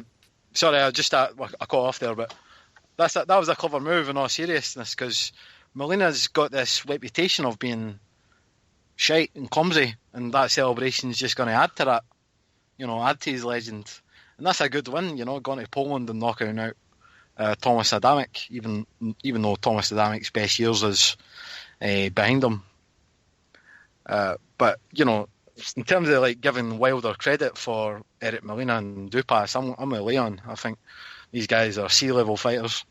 Like guys in the chat room are saying that he lost to fucking Ashanti Jordan. Eric Molina did. I don't even know who that is. So these guys aren't like contenders by any means. And even though you could say that Wilder's improving, at the same time he's a world champion, he shouldn't be fighting guys like Dupas and Molina if he's got the belt. Yeah, but again, that's where I come back with the statement that we all know that these belts don't mean shit. So fuck it. From Deontay's perspective, like I mentioned, his experience. He started fighting when he was 17. But you're talking about him like he's a prospect. What is this? His first? You're going to be 34th, 35th fight? Because he's fought 30 fucking bums. He fought fucking bums after bums after bums before that Stavern fight, which is actually why I give him credit for that Stavern fight, because he fought absolutely no one before that fight. And I mean, fuck it. If he has 30 some odd fights, I mean, Canelo had how many, like 40 something odd fights when he quote unquote stepped up to fight Shane Mosley. So I'm okay with it. That WBC belt is a fucking farce. So with that being said, let him continue to improve. And I understand that these are shit fights. I'm not giving him credit for that Molina fight. But at the same time, I'm really not that mad at it because I don't really view him as like as a real champion. Well, and even then, I mean, with Canelo against Shane Mosley, I mean, that's pretty much what Deontay Wilder faced against Blachowicz, and he knocked Blachowicz the fuck out in one round. No chance. That's a fucking horrible comparison. That's not a horrible comparison. What the fuck did Mosley have left? He was getting his ass whooped by fucking little Manny Pacquiao before that shit.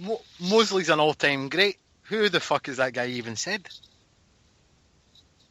Blachowicz. Blachowicz was a world champion. That's what Blachowicz was an all-time great, though. He's not even Hall of Fame. Well, regardless of whatever Shane was, he wasn't that when he fought Canelo. That's like saying if you walk up to fucking George Foreman right now and hit him with a fucking bat, he's like, "Oh, well, I beat an all-time great." Yeah, okay. We're using negatives to try and let someone off the hook here. It doesn't really matter, We can all come up with people who've had these soft come-ups, but it doesn't let him off the hook because we've got an example of someone else doing it. I just think that, like, even you're saying Blachowicz there. Blachowicz is shot to pieces but when Wilder fought him. And, you could say this... You could say Shane Mosley was on the way out, but he wasn't shot to pieces when Canelo faced him. But anyway, I don't want to go down that. That's a black hole, and I'm not into astronomy, despite what they say. And like, I'm just curious as to what the future is, because fucking Molina gets a win and Dupas gets a win, and then all of a sudden, and I've not just seen you guys do it, I've seen it on Twitter as well. These guys get wins and his resume improves, and now Wilder's like got this momentum coming into the Povetkin fight where people were picking Povetkin before. Now they're kind of swinging round to Wilder. It's just it's strange how like previous wins that Wilder has can improve someone's stock. They're apologists, Cam. They're apologists. Well, I mean, if Povetkin's previous wins were worth a fuck, then maybe he would get some of that too. If he wasn't almost getting his ass whooped and knocked the fuck out by Marco Huck. Yeah, I've got to be honest. I was picking Wilder ages ago to beat Povetkin, and I still am. Even if it's in Russia, I just think Wilder has kind of figured out something in his game where he doesn't necessarily have to fight up close. He can use his jab. He's got a good jab. It's improving all the time. So I'm not disagreeing with Dan, who says Wilder's improving all the time, but it's just a case of is his skills going to eventually catch up to the level of competition he's going to face? It's like a race against time. He's improving, but the competition is coming, if you know what I mean. He didn't improve in that Molina fight. He was not better in the Molina fight than he was in the Theophane fight. He was worse. So he hasn't improved. These bad fights haven't helped him. Well, I would play devil's advocate to that and say that's down to the opponent. Theophane is slightly better than Molina. But Molina buzzed him. And landed on him on a regular. Well, Molina can punch. If you take a punch from a guy that can punch. But what I'm saying is, no one can say he's made any improvement since the Theophane fight. There's no evidence to show that at all. To be honest, you're right. You're right, but I'm really going to give the opposition that he's facing credit rather than criticising Wilder too much. He can only beat the guys in front of him, and at the end of the day, he won. He won by knockout. I thought he boxed clearly better against Duhapa than he did against Stavern. He controlled distance better. He set up his punches better. Maybe that fight didn't improve him. I mentioned the Molina fight. Those are two similar styles. Molina's completely different than both of them. He's a taller guy. He has better reach. He has better power than both of them. Wow. Yep. And when I say better power, I mean like he can land it. He can fucking land it. So we're talking about Molina, fucking stand still for him. This guy isn't is in the top 10. He's not even in the top 20. I mean, okay, then name 20 fighters better than him in the top in the heavyweight division. Yeah, if it's that easy. Just let me pull up the list, and I'll just read it, and then they will all be better than him. This is not even a competition. All right, let's move on. Do you want to do this? No, it's okay. No, just don't even worry about it. Move on. I forgot to give the chat some props, so let me do that. We got Tico, Joey D14, Bill Bones 101, Nothing for Something, Colm, Shams 1000, The Boxing Rhino, Beast Mode, Casual Fan, PM Versus, Marky Mark TMT, Jason 268, J Sweet the A Side, Court Music, Danny Yankee, Nafi 1966, Kevlar, Nesmatic, Foot, Johnny B 86, Raphael 22, Nunez 83, RDB 85, Barcelos, Jesse Aguilar, Diehard Casual Fan, Lucan, Overbrov, The Compa, and 15 guests. Alright guys, you got any pieces of news you want to talk about? Should we just move on to the predictions for next week? A lot of fights. Well, just a quick shout out to Moises Fuentes scoring a first round knockout over the weekend over Romulo Senjo. So he may be in the sweepstakes for Chocolatito in the future. Good fighter. Former champion at 105 and 108. Thank you, Nathan. Anyone else? Nope. No, let's move on to predictions. Alright, Leon, what card do you want to start with? UK or US?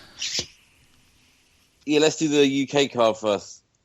Alright then, Joshua versus Martin, the big stiff idiot. Who are you picking, Leon, and why? Joshua inside 5. Easy work? Maybe not easy work, but I think he'll get to him in the end because he seems like a big stiff idiot. I mean, really, to be honest, there's so little footage out there. It's difficult to tell what Martin's actually good at. But I haven't seen much in the kind of 10 rounds I've been able to see. But I think he does anything. The biggest thing is he's a southpaw and he's a big guy. So that's the most intriguing thing about the fight. Yeah. Shoot, your thoughts? Yeah, I've got Joshua winning. Chris Martin's Charles a bit Martin. like a box of chocolates. Chris Martin.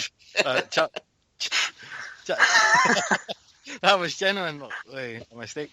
Charles Martin, he's an unknown quantity. You don't know what you're going to get with him. Leon's right. There isn't much footage of him. The guys he's fought haven't really tested him. I think Tom Dallas is one of his big wins. Colin just pointed out that he beat Zuvano Love. He went 10 rounds, and Joshua nearly killed him in the first round. Yeah, that was flattered him. Yeah. Triangle theories. I'm just saying, man. It's just Triangle. that's a big difference. I'm just being fucking stupid. Man. That's one of Dan's expressions. I've always been a big supporter of a triangle theory. As you guys know, I've got the fucking Illuminati badge on my chest. You know what I'm saying? But Anthony Joshua is going to win by knockout. Just in case he win. Naota, your thoughts? Yeah, I mean, I got Joshua by knockout as well. I think Martin's actually a little bit better than people give him credit for too. I think he's a fairly okay, boxer, but I think Joshua's pretty much the real deal amongst most of the guys of heavyweight. So, and he can crack, and I really don't think Martin's necessarily going to be able to keep Joshua off him. Joshua, is he chinny, considering the Dillian White fight?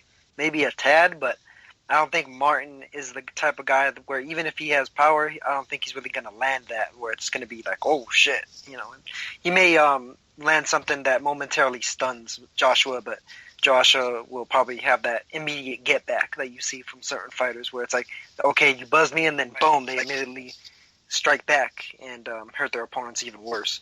And I see that coming out in Joshua. I think he may get just a tad buzz and then very quickly dispatch Martin afterwards, somewhere around like 4 or 5. Dan, your thoughts? Yeah, I got Anthony Joshua. I don't know what round, but I think Anthony Joshua is the real deal. Like Naota said, I think the fact that he was able to switch his style against Dillian White was, it meant a lot for me. And I think Joshua has good combination punching. I think he has pretty decent footwork, not the best footwork, but I think against a lower level opposition guy like Charles Martin, I think he'll dispatch of him pretty easily, because I'm not quite sure what to make of Martin. I've only seen the Glasgow fight and one of his earlier fights. I think his 12th or 13th fight against someone, a heavyweight prospect that I should know, in Riverside, and he's not really that aggressive of a fighter. So I don't think he's going to give Anthony that many problems. And I think Anthony can just pick and choose his spots and land whenever he wants. I think if AJ hurts him early, he's just going to jump on him. AJ is not a guy to, I'll let him off the hook and get him the next round. If he hurts him in the first round, he's going to knock him out in the first round. I could see maybe first or second round stoppage. Personally, I think maybe, he'll take it easy in the first round, kind of settle himself, and then I think he'll go after him in the second.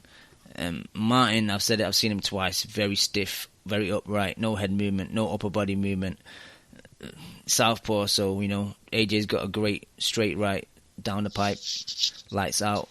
Martin's conditioning, as we spoke before, is very poor.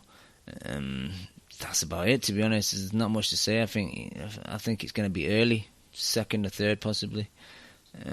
He's going to need 10 plumbers to do him, big stiff idiot. Exactly. Just for AJ, his defense got exposed against White. His arms are very far away from his body. His blocking was very poor. So I hope he's worked on that, because the higher you go up the ladder, that's really going to get exposed if he fights Anyone else that's a high level operator, he's going to get hurt, just like White hurt him. So I hope he works in his defense a bit. But it's a fight I'm looking forward to. That and probably the Abraham Gilberto fight, Pacquiao Bradley. I'm not hyped about it at all. We'll get into that a bit later. But yeah, I'm picking Josh. But Cam, Yep. just to say, there's a lot riding on this fight for Eddie Hearn. If Joshua loses this fight, it's going to be a massive setback to Eddie Hearn, because if he loses this fight, would his next fight be pay-per-view? And I think he really needs that pay-per-view money, considering they can't get anyone for any of his other fighters. Kell Brook can't get an opponent. Some of he's lost, Chris Eubank Jr. So I think a lot is riding on this fight.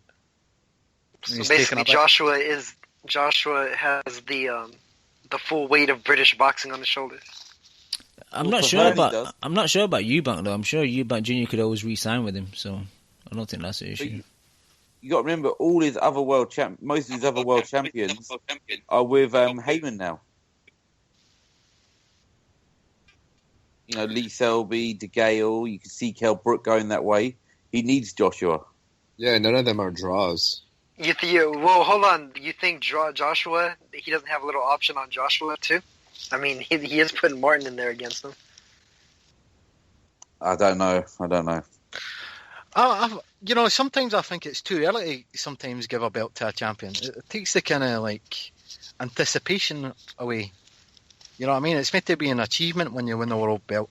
If Joshua wins at the weekend, it's going to be something like a kind of anticlimax. If you know what I mean? It's tarnished. I think the anticlimax is only because of who he's fighting. I think if he was fighting somebody that was, thought of as a bigger threat, then it wouldn't be so much. It's how the belt was. Everyone knows it's how the belt has ended up in this position that's the problem. That's true. Exactly. That's true. And I think the problem is now all casual fans would be, we got under the British world champion. The newspapers would be full of it, but the real boxing fans will know it's just BS. Yeah, it dilutes the belt. I don't think Joshua would be particularly proud. I wouldn't cry in the ring if I was Joshua if I won it. It's an achievement, but it doesn't. He's not came up the hard road yet. He's still in contender mode, and to get the belt that quick is just stupid. Sorry, Wayne. Let's be honest. The reason he's getting a shot at the belt is because Tyson went out to Germany and beat the man. That's how he's got the belt. Because if Klitschko had beaten Tyson Fury, this belt would be nowhere near this fight. So this is a victory for Tyson Fury again if he wins on Saturday night. Yeah. It's his belt, and that's true.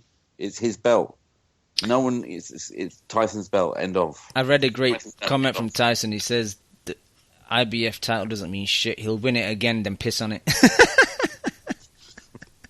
Well, he's right though. We'll get to the IBF when we come to this Lee Selby fight. And we will talk about the IBF because they deserve to be shat on. But, it's funny how the chain of events and other fights and other promoters kind of lead the way for this kind of opening for Joshua. Fucking Kathy Duver tried to get the belt for Glaskov. He's the one who pretty much stripped. She's the one who pretty much stripped Tyson by pushing that mandatory.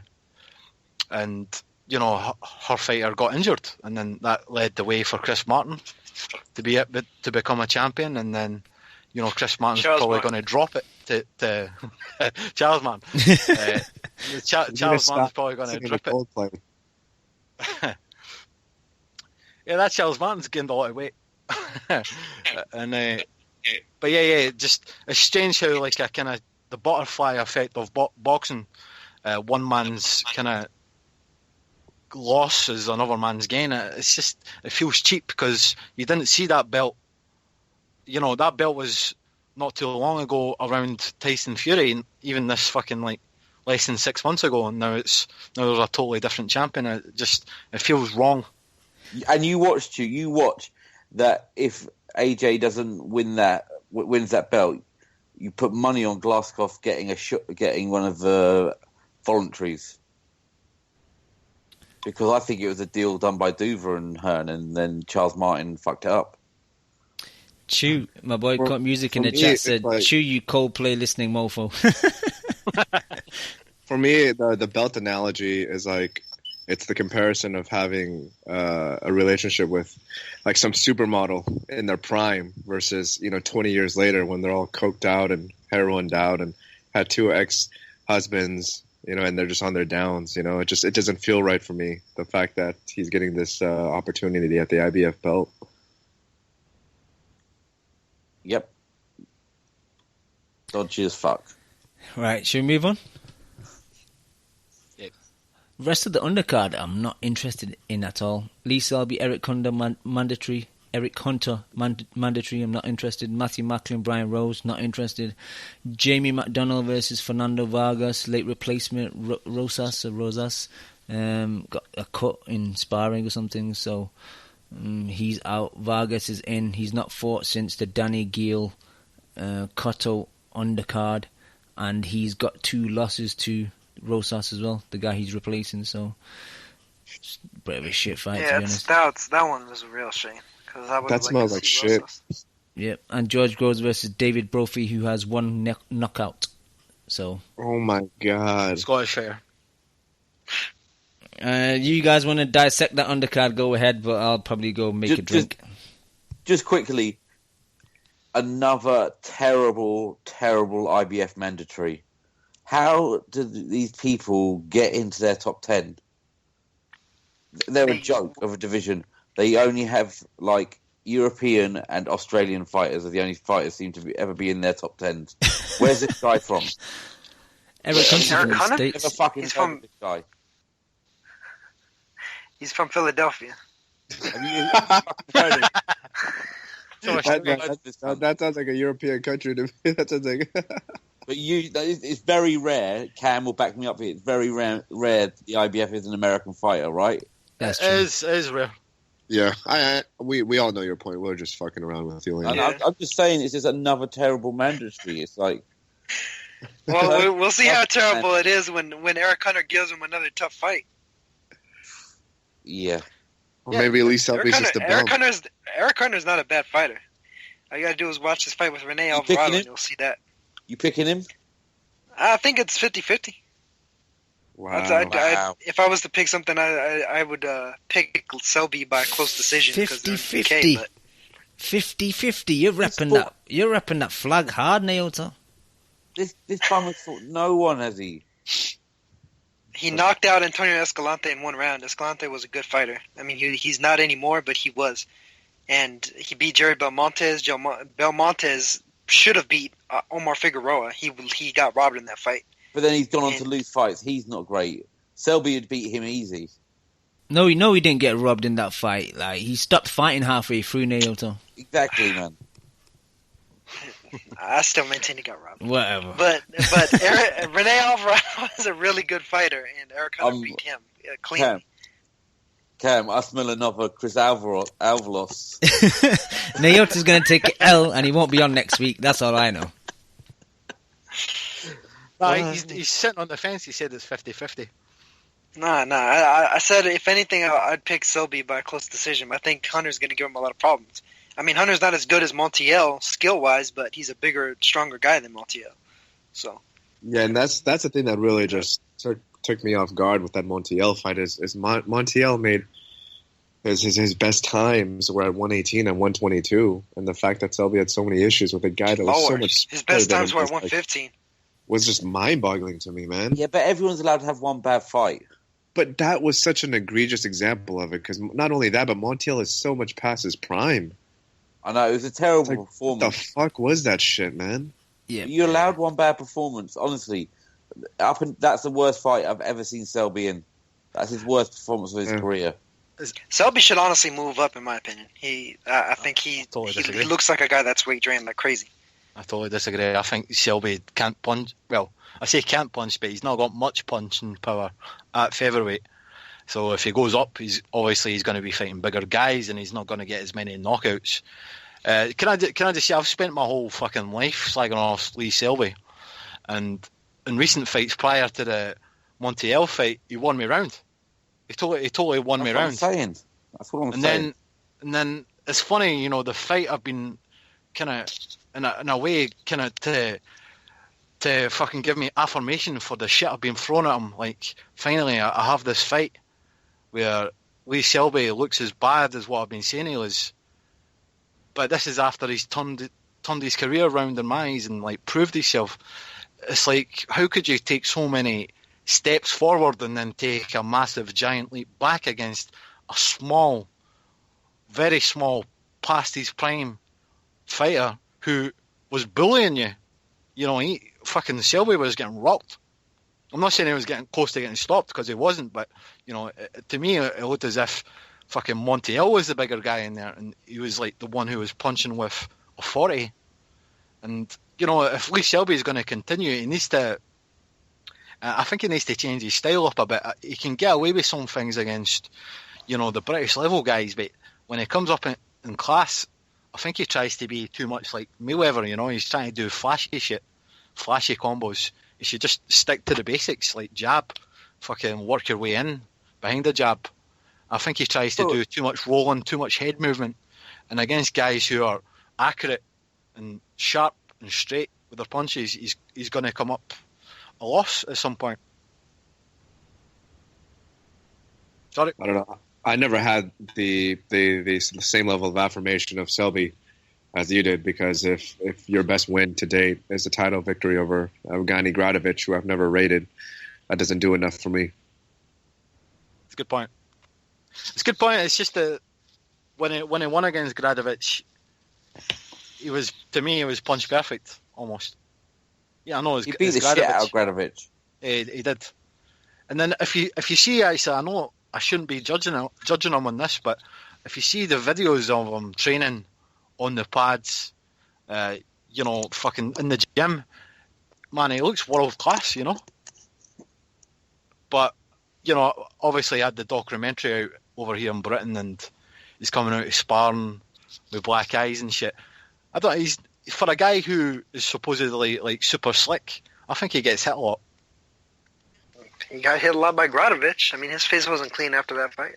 Yep, that's true. That's true. He does get hit a lot. But, you know, in this fight, I don't know anything about this Hunter guy. Like Leon said, it's a kind of random, mandatory. Maybe he's got an Australian passport and he's fought for the Australasian belt. That might be the way in. Maybe that's the way you go. Maybe more contenders will do that, picking up Australian citizenship to get a shot at the IBF belt. Honestly, I think you guys are a little too harsh on the IBF though, because I mean they actually enforce the mandatories. And, they do, you know, but their mandatories are shit though. That's the problem. That is the problem. They recycle a lot of guys that are former champions that just got dethroned, but for the other belts. Just, I know I've talked a lot about this. In the chat, everybody's saying that Eric Hunter's a good fighter and that the Americans are high on him. How rare is it that I don't know about an American up-and-coming contender? It's like, this kind of shows me how much boxing's kind of went into the dark zone in America, where there's a whole fucking list of names that Americans know, but I don't know. You know what I mean? This guy's came out of left field and he's a number one contender. I don't know him.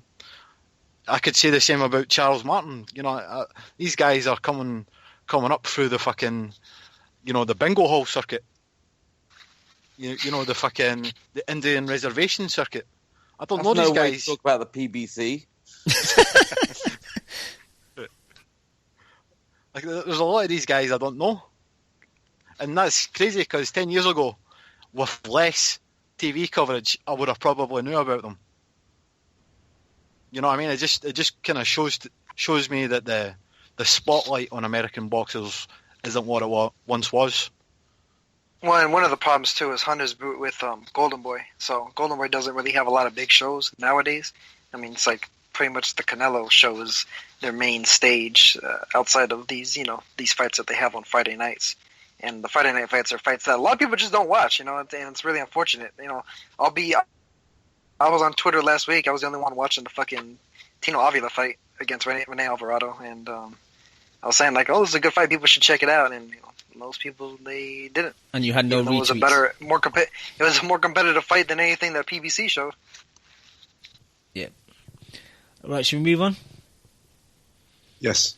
Anyone want to talk about any of the other undercard fights? Macklin Rose, no. McDonald Vargas, no. Groves Brophy, no. Can we at least? Who do you think will win Macklin Rose, Cam? It's a question of who's more shot, and I think Rose is more shot. I'm picking Macklin. I'm picking Macklin as well. Yeah, Rose is shot to shit. I'm picking Macklin as well. Udi. And I just hope that they knock each other out simultaneously. That would be awesome. That would make my night.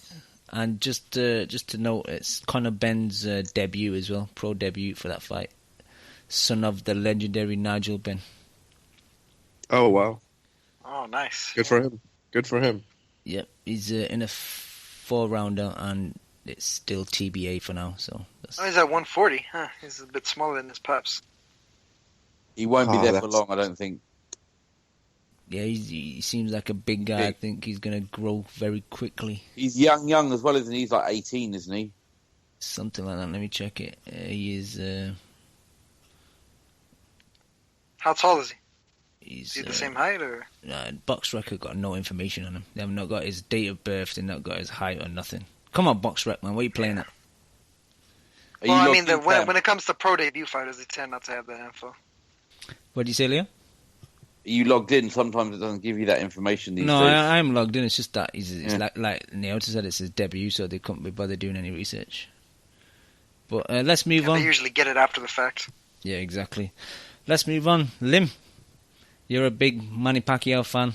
No hype for this third Bradley fight. No shows really to mention apart from 2 that I watched today. One was Legacy on the Line from Bradley to Pacquiao. It's just a 25-minute show focused on Bradley. And another one was Under the Lights. I look back at just kind of discussion with Roach and Kellerman, Roy Jones and B-Hop. That's the only 2 shows I've really seen. No 24/7s, nothing. What's your thoughts on how they promoted the fight, Lim, and who you picking and why? I don't think there's any promotion that's to speak of, like you just outlined. I don't know.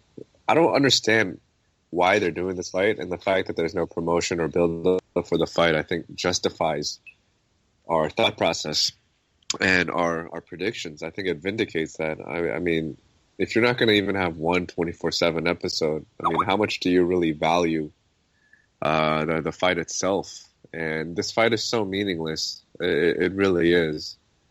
Manny, in the eyes of the public, again, I highlight the word public, won both of those fights, and there really is no reason for him to fight Bradley a third time.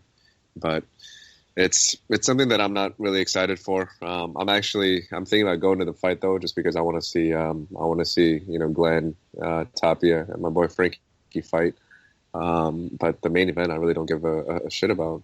But I am still picking Pacquiao by decision. I think the fight really isn't going to change that much, and I could definitely see Bradley hurting some lower extremity like he did in his previous 2 fights. Now, Lim, you're mixing up the undercard. That undercard's for the Khan Canelo fight. This undercard is Abraham versus Gilberto and Valdez. Oscar Valdez versus Gradovich. Gradovich, your favorite boxer?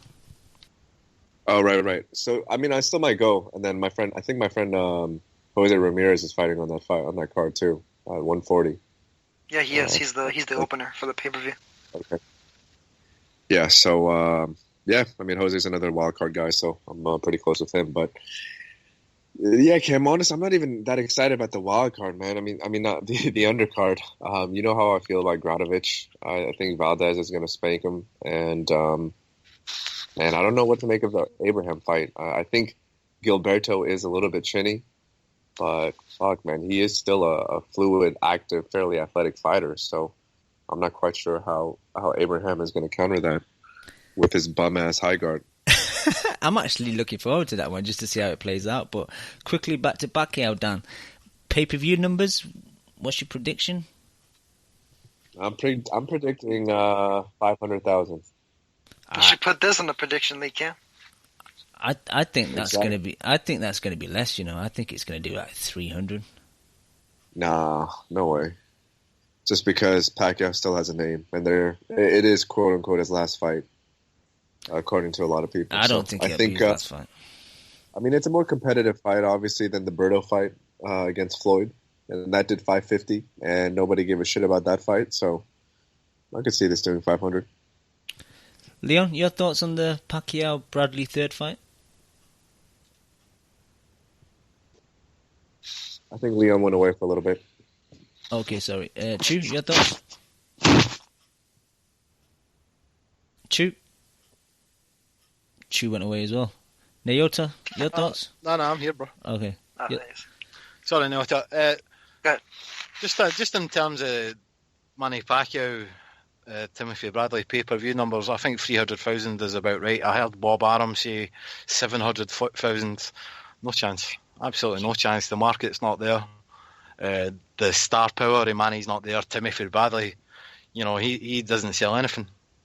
It's funny. I do think that, it's Manny Pacquiao's last fight. It's up to, if you're going to be pay-per-view, it's up to both fighters to sell the fight. I've not heard anything from Pacquiao. The first thing I see for weeks from Timothy Bradley is him showing off his six-pack. He does this every fight with Manny. He fucking, there's this thing where like his six-pack looking even more like a Klingon. And it's just like, the thing with Tim is, like, he can come in looking like a bodybuilder, but you know what you're going to get. You're not going to get a knockout.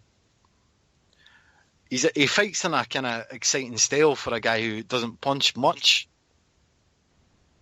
But I just, after you've seen the previous two, you know what's going to happen. I don't care if Manny's on the way out. I still think that Manny Pacquiao is going to outbox him. Doesn't matter if Teddy Atlas is in the corner. Manny Pacquiao's got his number every day of the week, and it's just a styles thing. Manny knows if Bradley's winning, he can step up to Bradley because Tim's not got the power to keep him off him. That was the case in the previous two fights. To me, it just comes down to punching power. When you've got two very high-skilled guys going up against each other. To me, the difference between the fighters is always going to be the punching power. So I've got Manny Pacquiao winning. Let's take sweepstakes on what Bradley injures. Because on the first fight, he injured his ankle. The second fight, he injured his calf, I think. So I'm going for a shoulder in this fight. Pacquiao's going to transfer that over? Yep, the injury's going to get passed on. But Naota, what's His your mom's thoughts? going to pull off a voodoo. I mean, I like the fight. I like the fight a lot more than most people. Because I'm one of the only people who genuinely had Bradley winning that first fight. I mean, I'm not one of these Johnny-come-lately motherfuckers who decided to, rewrite history after the fact, after that video showing the bias of the HBO commenters and shit like that. The second fight, I mean, Pacquiao clearly won, of course. So, I mean, to me, this is a true rubber match. It's a true good fight between two guys that I'd say Pacquiao's more past his prime than Bradley is. I thought Bradley looked pretty good against Rios. I mean, yeah, it was an out-of-shape Rios, but what Bradley was doing in there was a lot of things that I thought he got away from. I thought Bradley kind of regressed a lot after that first Pacquiao fight. I thought he regressed in skill level, because I think his temperament just went off the deep end after the backlash that he got from that fight. And I think he's gotten some of that back. And he's still in tremendous physical shape. Pacquiao, on the other hand, I think, considering the potential shoulder injury, how bad was it? We can't necessarily tell. Some people think that it's exaggerated. Some people think that it didn't happen at all. I think that it's just they just kind of exaggerated it, personally. I think a lot of fighters go into fights with nagging injuries. But, I mean, I just see this as an intriguing fight. It's more of a tactical fight, though. And their first two fights really were, too. Because, I mean, the first fight, I thought Bradley won it by making it a defensive stalemate where he was able to negate Pacquiao's offense. I thought in the second fight, Pacquiao was able to just kind of do a bit of a flurry and move approach where Bradley hurt himself, and then Bradley was a sitting duck where Pacquiao could kind of box his way around him. But this fight, I mean, I still don't see necessarily like any kind of war. It's possible that may happen because who knows if Pacquiao is diminished. He may go in there looking to really make a statement with power punches. And Bradley, on the other hand, may be looking to make a statement too, although I think it's probably less likely that he does that considering how badly he failed in the second fight when he was trying to knock Pacquiao out with one shot.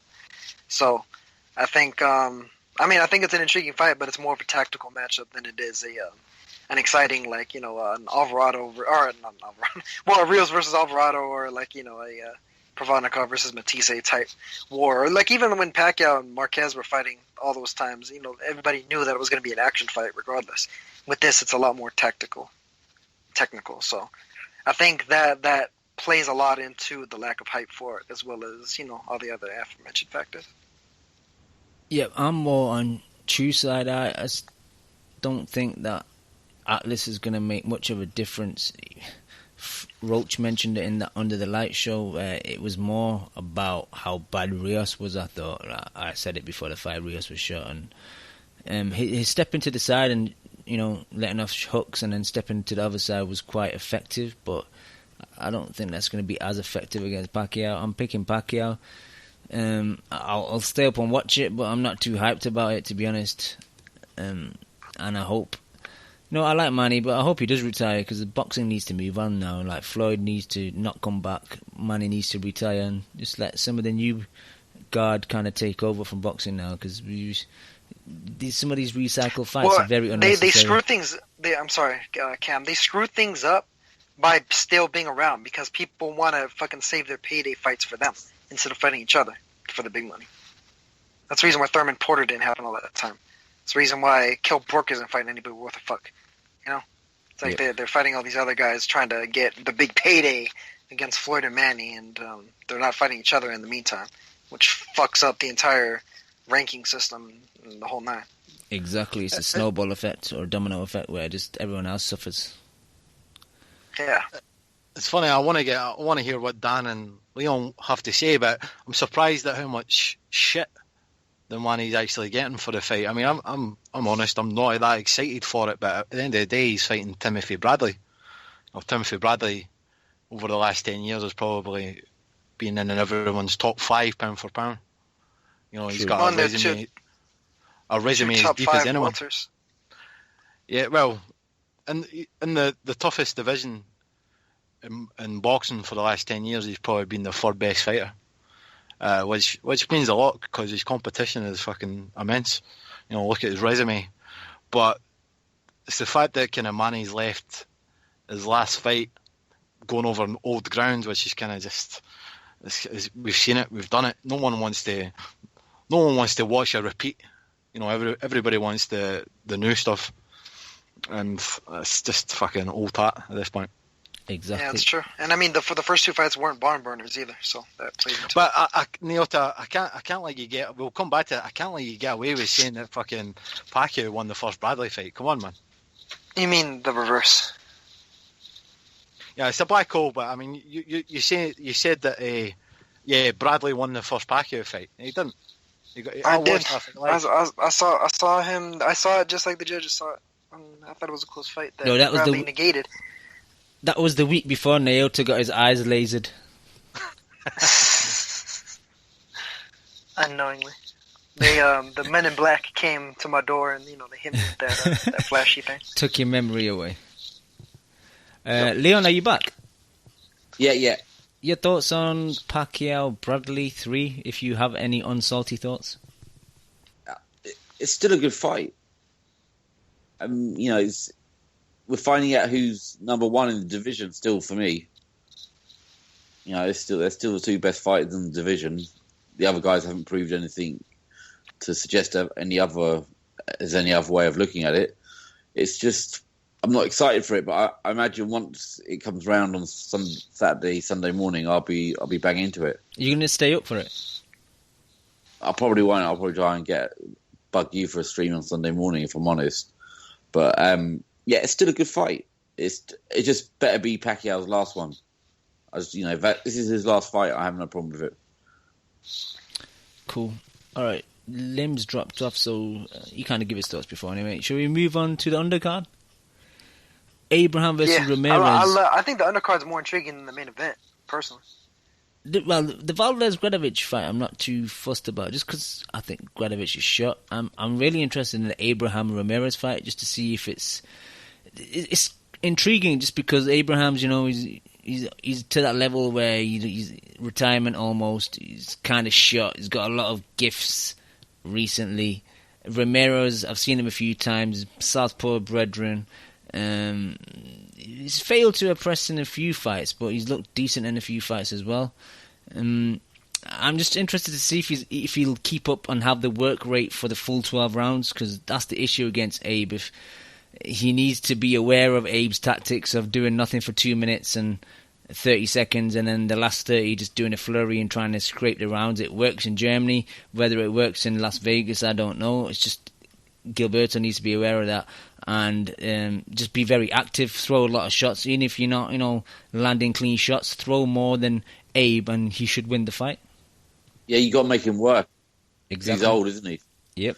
And is it me, or is he going to be kind of quite a bit bigger than Abraham? Well, he's a lot taller. Yeah, he'd be tall and skinnier, but I think Abe's very stocky, isn't he? Yeah, but he hasn't fought anyone that big in a long while, though, has he? No. Yeah, not since Darrell. Because, Paul Smith is a small, fat, chubby child. And, he's always fought people his size or below, really. So I think Ramirez has got a good shot. Yeah, it's kind of like Darrell, the dimensions. Who you guys actually picking? I'm picking Ramirez at the moment. I'm picking Ramirez. Yeah, I got Ramirez, man. I think he's going to outbox. Yeah, I think this is a setup. It's also a setup to get that belt out of Germany. So I think if they can get the opportunity to do that and get it back on the world scene, they will. And even then, Abe's got the fight with Sturm for a belt in Germany anyway, so it's not a big thing. Yeah. Well, and Ramirez is a guy that, Bob Arum can promote the hell out of, really. He definitely. He's been looking to get somebody. I see Ramirez getting clipped. But they must be paying. He gets cut a lot in sparring. They must be paying Abraham a lot to get him out of Germany, don't you think, Cam? Yeah. They have to be. Yeah, they must have took a barrel load of money over to him. It's probably a pay-per-view in Germany. What do you think? $2 million? $1 million? Something like that. Yeah, it depends on what he's in Germany, but it must be. He must be getting 3 or 4 million euros in Germany. Abraham gets paid stupid ass money. He gets paid stupid ass money in Germany. Yeah, you're probably right. I'm pretty sure, Leon. I'm pretty sure that's about what he gets. Yeah. So, Lim, you made a point that Gilberto gets clipped in sparring quite often. Lim. We'll get back to what Lim. happened to him? Ramirez isn't the guy. To me, he's a guy that does everything really well. He doesn't do anything really exceptional. He's a solid boxer puncher. He has pretty good power, pretty good speed. He's pretty good at everything, really. He seems a bit one-paced. Like he doesn't really change the gears up. He fights at one steady pace throughout the fight. To a certain degree, he does. He doesn't really amp it up when he has an opponent hurt and press the advantage, and he doesn't really slow down much either, though, which is a good thing. So, I don't know. We'll see here against Abraham, because Abraham is a guy that's at a slow pace. So, we'll see how he does. I think this is interesting because it's a good step up against a guy that's been a long reigning guy. That Abraham's never been like exceptional, not in several years at least, except for exceptional power. But he's a guy that he's a good litmus test. But he hasn't been getting people. He hasn't been getting people out of super middleweight, has he? Really? No, not when he got better opposition. Well, that's the thing. It's like he has the thudding power, but he doesn't have the timing anymore to land it at that right moment. He doesn't have the athleticism to get there. Yeah. But I think it's probably the most intriguing fight of the weekend after the Joshua Martin thing. Even though I agree, I think as an easy win for AJ, it's still intriguing because big fuckers, aren't they? Unknowns. So, yeah, I agree. Like it's the AJ fight and this Abraham fight that I'm interested in this weekend, and my boy Cuenca. in Russia. Of course, always. Oh yeah, that's going to be an interesting fight. I mean, just regardless, first fight was good before it stopped the way it did. I just don't know how he's going to get on the inside though. Like Travonsky used his jab so well in the first fight. That's my issue. And the problem is, if he gets on the inside, he's not got power. Like I think he's only got like 2 knockouts or something like that. So, but depending on who wins that fight, though, honestly, I think whoever wins that fight, they should try to match Crawford up against. Because I mean, if Troyanovsky wins, he's a good kind of similar style to Postol, and if Cuenca wins, he's a good similar style to Pacquiao. I like Cuenca, but like Crawford deals easy with him. Like he won't even let him get on the inside, to be honest. He looks small at that weight as well. If he was in with Crawford, really, he looked tiny. Yeah. Yeah, well, I mean, he's short, but he's quick. I mean, Crawford definitely gets hit. You can't say he doesn't. I am actually looking forward to that, and that's on Friday night then, so I can watch that after work, man. It'd be nice to watch some boxing on the Friday night. Is that Box Nation? Box Nation, Leon, we're covered. Yes, coming again. Yep. They got big news, they got that Khan fight. Yeah, I'm happy that they picked that up, and hope they get a lot more subscribers because of that, because they need it. They need the extra cash. They certainly do. And see, the thing with the Valdez, too, is with Gradovic, I mean, this is a good litmus test fight for him, too. 'Cause, I mean, Gradovic, let's see how he compares against him to how, like, Velez did and to how Selby did. Yeah. I think Valdez is just all, like, the exact wrong style for somebody like Gradovic, though. Gradovic is, like that Juan Diaz kind of press you, and he's not really a hard hitter. He's a volume guy, but Valdez hits so fucking hard. Gradovic is going to be right there to take all that power. I think Valdez stops him like mid-rounds, like 4th or 5th round. Yeah, I think you're probably right about that. And I mean, if he does, that's still props to Valdez, even though I expect him to do it. But I think it's just, I think highly of him as a fighter. The Jose Ramirez fight actually might not be too bad either, because the guy he's fighting, Manny Perez, used to mainly fight at, he's fought against. Well, never mind. For some reason, I thought Jose Ramirez was smaller than he was. Never mind. Forget it. Manny Perez, he got knocked out by Victor Ortiz, and for some reason I was thinking this was at 130. It's at 140 though. No problem. Chu, your thoughts on Abraham versus Gilberto and Valdez versus Gradovic? Yeah, Abraham versus Ramirez is kind of like a tortoise versus a sloth. Fighting for the right to win a sticky bamboo and just lie next to a tree. If you look at Abraham's recent opponents, it's incredible that he's really held that belt hostage for so long. He won against Robert Stiglitz to get the belt. Then he goes and fights a guy called Sheik Walker, Paul Smith twice, Stiglitz again, and Mark Murray, who he got a split decision against. It's not many names to kind of strike fear, and every really contender at super middleweight has been wanting a fight against Afar Abraham for better or worse. He's seen as the easy champion in the super middleweight division. Fucking George Groves is wanting a piece of him. Fucking everybody's wanting a piece of Afar Abraham because he's been kind of on a shaky peg for a long time, and obviously Bob Arum's put his money where his mouth is. He's going to get his champion a shot at the faded path one, and I'm definitely going to pick Gilberto Ramirez. What I will say about Ramirez is he's unproven. He's not really fought anyone. He's fought a lot of kind of fringe guys, but I definitely think he's going to outwork Abraham, and Abraham's going to have to knock him out to get a decision. Because I think the boxing gods have spoken.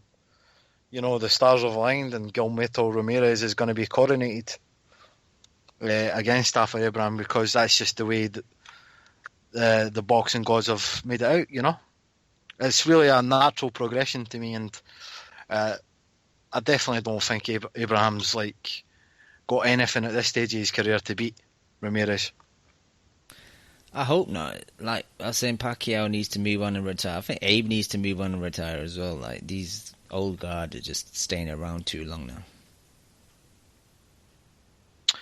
Yeah, I agree. He's had a kind of up and down career. I mean, I can remember at one point Abraham being at middleweight and everyone thought he was a beast. And then everyone was drumming up the big Kelly Pavlik fight. And the worst thing that Abraham ever done for his career was getting that Super 6 tournament. I still think he's quite a small super middleweight. You know, he might have big biceps and shit, but just height-wise, for his kind of peekaboo style, I don't think he's really kind of physically built for that division. Yeah. So I definitely think taller guys can really take it to him, and it kind of just negates his defence. Because he's kind of a pot shotter. It's tough to pot shot if you're smaller than the other guy. You don't have any kind of reach advantage. I definitely think Ramirez is going to just out-hustle him. And Valdez versus Gradovich? I'm not as sold as everyone else is on Valdez. I don't know. I've watched some of his other fights, and yeah, he's good, but I don't think he's done anything to justify the hype yet. But I said he's fighting Gradovich. Gradovich wasn't even that good in his prime, so I think Valdez will win. I think he'll knock him out. I think Gradovich is going to eat a lot of shots, and he'll probably get stopped by the ref. Nice. Leon, I know your battery and your laptop's dying, so do you want to give us your thoughts on the Gradovich-Valdez? I haven't seen much of Valdez, but I've seen enough of Gradovich to say that Valdez is going to win. So, yeah, that's going to be my pick. Anything else you want to talk about before your battery dies? No, it's going on about 2%. All right, bro, I'll leave you to it then, yeah? Yeah, nice one, guys. See you later, man. Take it easy. All right, take care, Leon. Later, Leon. Dan, you dropped off before when I asked the question of why you said Ramirez gets clipped in sparring. What shots does he get clipped with a lot? Yeah, you know what? I don't really recall the specific type of punch. I mean, this is Bivol, Cam, that he's sparring. So The beast. I mean, bruh, come on, we got to take that into consideration. You know. No, but honestly, he I don't know about Gilberto, man. I mean, he's technically sound, but I think he's a little bit flat-footed. I don't think he really gauges distance all that well. I think the issue that I saw with him sparring is, I think, I mean, he does throw very nice combinations, but obviously when you throw, 3+ punch combinations, your feet are planted usually at the same area for most of the time. So that's why I feel like there's going to be openings for Abraham to capitalize on. And I think with Gilberto's size and his reach, what he should be doing is just, jabbing Abraham to death and just fighting completely on the outside. But, Ramirez doesn't really fight like that. He does take his chances, and he does, fight like a traditional Mexican fighter a lot of times. So I feel like he can get in some danger. I'd be surprised if Abraham is a bigger guy come fight night, just because Gilberto is he's a skinny motherfucker. He's very, very skinny, man. And, yeah, he really does have really thin legs, and he doesn't have much of a frame. So I don't think he even makes 168 with that much trouble. And Valdez versus Gradovich, your favorite boxer?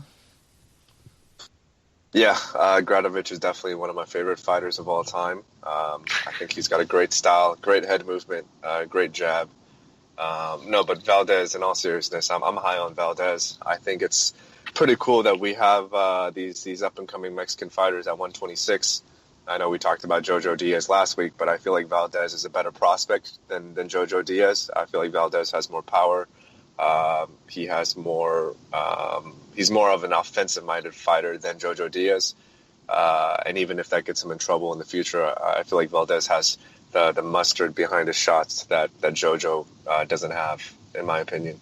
So I see him beating Afghani pretty handily. I feel like that style is just tailor-made for Valdez.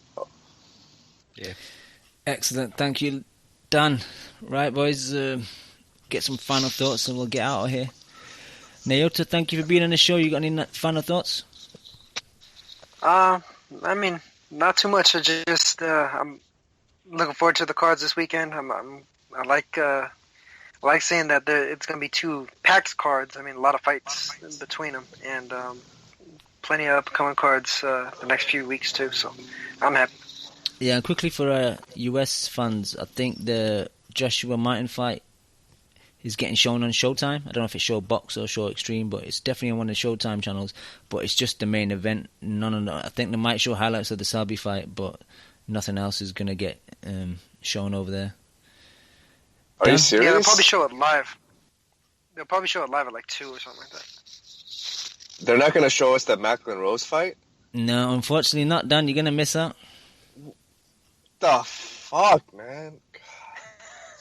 You're going to have to... I'm so mad right now. Davey Boy Essex is going to have to hook you up with a link. How am I supposed to put my nephew to sleep, Cam? Jesus. Lim, you got any final thoughts? Great show, guys. It really saddens me that we're talking about a Manny Pacquiao fight, and it seems like nobody gave a shit about it. So that's kind of depressing for me. It's not a good look for my boy Manny. Manny's getting his ass beat by LGBT activists out here in Hollywood. So it's fucking hell, man. I'm sad. It's a sad day for the Filipino congressman. So maybe he'll fight Cat Williams next.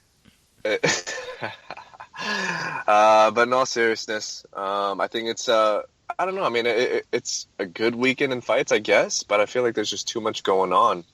You know, it goes back to the idea of there's so many goddamn fights, but you know what's the quality level of these fights, and that's a little bit disconcerting. But I do think Manny's going to squeak out a decision against Tim. I think Tim's going to fight pretty well in this fight. You say what you will about Teddy Atlas, I just think it's the fact that Bradley is just more aware of his faults, and he has someone to motivate him that is going to make a slight difference. Because when you're at Bradley's age and when you're at Manny's age and you have all that experience, any kind of change and encouragement and enthusiasm can help. But I'm still looking forward to that fight, man. Call me crazy, but I'll be watching it. Thank you, Dan. Chu, any final thoughts? Just to kind of, great show as always. Just to kind of follow up on what Dan was saying about no one really anticipating this Manny Pacquiao fight. I think Manny Pacquiao is clearly going to retire after this one. He wouldn't have said the things he said. Everyone knows what he said. If he wasn't going to retire, I think he really kind of came to terms with who he is and what he's. You know, he's not trying to sell any more fights. I think he could care less. He's getting paid. He's getting his guarantee. He's kind of going back over old ground because he's not interested in discovering new shit, conquering new opponents. So it's kind of a given that he's going to retire. And fucking end of the day, Manny Pacquiao is an all-time great, and he deserves his retirement. He's been a great servant, carried boxing on his back for so long, along with Floyd, of course. And you know, if anyone deserves a good retirement, it's him, because he's fought the best. Even in his last fight, he's fighting Timothy Bradley. You know, he might have fought him twice already, but it's still Timothy Bradley. And I'm gonna watch the fight just to kind of out of respect to Manny Pacquiao and Timothy Bradley, because both of them deserve a payday. They deserve the limelight one more time, even though I'm not that interested in it. You know, I'm not that excited in it. I'm still going to watch just out of respect for these two warriors. Excellent. Yep. Thank you, Chu. I agree wholeheartedly, man. Great point, Chu. And just to piggyback off that, if I could just take a moment also just to pay homage to Manny. And I'm not trolling here, but I think people are really going to look back and be pretty amazed by what he's been able to accomplish at all those different weight classes. Even though most of the belts that he fought for were kind of bullshit, especially that Margarito fight. That's a bullshit fight. And I don't really give him credit for winning a world title at 154.